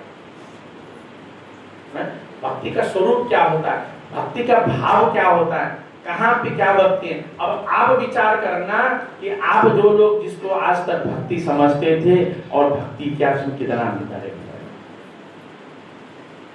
क्यों हम भक्ति मतलब क्या समझते हैं? भक्ति मतलब यही ना समझते हैं भगवान की आरती करना, भगवान की पूजा करना, भगवान के दिए जलाना, भगवान धूप दिखाना, भगवान को वस्त्र देना, ब्राह्मणों को भोजन कराना। आज माता जी लोग आए हैं ब्राह्मणों को भोजन कराने के लिए। ये सब भक्ति में नहीं आता है। विभिन्न स्तोत्रों का पाठ करना, भजन करना, कीर्तन करना, ये भक्ति नहीं है, ये भक्ति के साधन है। अब भक्ति क्या है वो मैंने आज यही विषय आज संपूर्ण रहा, इसको आप चिंतन करिए। हालांकि उस सीमा तक, उस पराकाष्ठा तक पहुंचना कोई छोटी बात नहीं है, बहुत बड़ी बात है। वहां तक पहुंचना हमारे कई जन्म लगेंगे, लेकिन अनेक जन्मों के प्रयास से, कई जन्मों के प्रयास से हम वहां तक पहुंच सकते हैं। जैसे मैंने बताया ना कि इस बुराड़ी विधानसभा में कितने 6 लाख पब्लिक, कितने लोग पूजा पाठ करते हैं, कितने लोग भगवान की कथा सुनते हैं। कुछ हजार लोग कथा सुनते हैं, कुछ हजार लोग ही आस्तिक श्रद्धावान है। ये जो कुछ हजार लोग भी है ना, कुछ हजार में भी कुछ 100 लोग थोड़े और अधिक श्रद्धावान हैं। वो कुछ जो 100 अधिक लोग हैं वो भी कई जन्मों के पुण्य प्रताप से। हमारे पूर्व जन्म में हमने अच्छे कार्य किए थे, अच्छे कर्म किए थे कि आज हमको अच्छे कुल में हमको जन्म प्राप्त हुआ, ऐसे कुल में हमको जन्म प्राप्त हुआ, ऐसा परिवार मिला जहाँ हम भगवान की पूजा पाठ आराधना कर सकते हैं। जहां हम दान पुण्य कर सकते हैं। ऐसा घर मिला जहां हमें भगवान की आरती करो, भगवान की पूजा करो, भगवान का दर्शन करो, ऐसा हमें माता पिता सिखाते हैं। तो ये जिस प्रकार से हम जो हमें भगवान ने सौभाग्य प्रदान किया, यदि हम इसको इसी तरह से अभ्यास करेंगे, हमें हो सकता है हम लाखों से 1000 में पहुंचे, 1000 से 100 में पहुंचे। और मैंने बताया ना कि किस प्रकार के विरले भक्त होते हैं। उस नान्य प्रिया रघुपते हृदय स्मरिये और भक्तिम प्रयच्छ रघुपुंगव निर्भराम में कामादि दोष रहितम, ऐसा वर मांगने वाले जो भक्त हैं उसकी कोटि में आप आए। तो उसी के लिए इसी सब साधनों से, जो मैं आपको रोक नहीं कर रहा हूं कि आप भगवान को दिया में चलाइए जरूर। भगवान के दर्शन करना, तो किस प्रकार दर्शन करना है ये मैंने बताया। भगवान का दर्शन करने का तात्पर्य क्या है, ये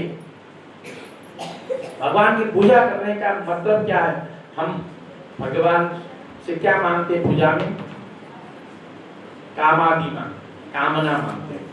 लेकिन ये जो पुरुषोत्तम महीना है, ये पुरुषोत्तम मास सकाम न होकर निष्काम के लिए, इस पुरुषोत्तम मास में जो भी भागवत कथा श्रवण कर रहे हैं, जो भी दान पुण्य कर रहे हैं, वह केवल भगवान की प्रीति के, भगवान की प्रसन्नता के लिए। ये जो पुरुषोत्तम मास में जो भी दान पुण्य कथा व्रत स्नान इत्यादि होता है, यह आपको ऐश्वर्य प्राप्ति के लिए नहीं है, धन प्राप्ति के लिए नहीं है, मान सम्मान पद प्रतिष्ठा प्राप्ति के लिए नहीं है। आपके व्यापार के कार्य संभव हो, व्यापार कार्य सरल हो, घर में सुख शांति बनी रहे, इसलिए न होकर ये केवल भगवान की प्रीति। तो इसमें कोई भी सकाम कार्य नहीं किया जाता, सब कुछ भगवान का तेरा तुझको अर्पण, इसी भावना से इस पुरुषोत्तम मास में श्रीमद् भागवत कथा का आयोजन है। और मैं भी कोई आप लोगों को कथा प्रवचन नहीं कर रहा हूँ, न आप लोग श्रोता, न मैं आपको श्रोता मानता हूँ, न अपने आप को वक्ता मानता हूँ। क्योंकि श्रोता और वक्ता का जो प्रारंभिक कोटि है ना, वो सौनकादि ऋषि श्रोता है और सूत जी वक्ता। प्रारंभिक जो श्रोता और वक्ता के अधिकारी है, हम तो किस कोटि में आते हैं? तो हम केवल भगवत कैंकरी कर रहे हैं। आप यहाँ श्रोता बनकर भगवत कैंकरी कर रहे हैं, और मैं भी यहाँ व्यासपीठ पर बैठकर भगवत कैंकर कर रहा हूँ, भगवान की सेवा कर रहा हूँ। भगवत भागवत आचार्य मुकुलदास ही यही इस कथा का प्रयोजन है। जय श्री नारायण, जय श्री नारायण। शुक्ला जी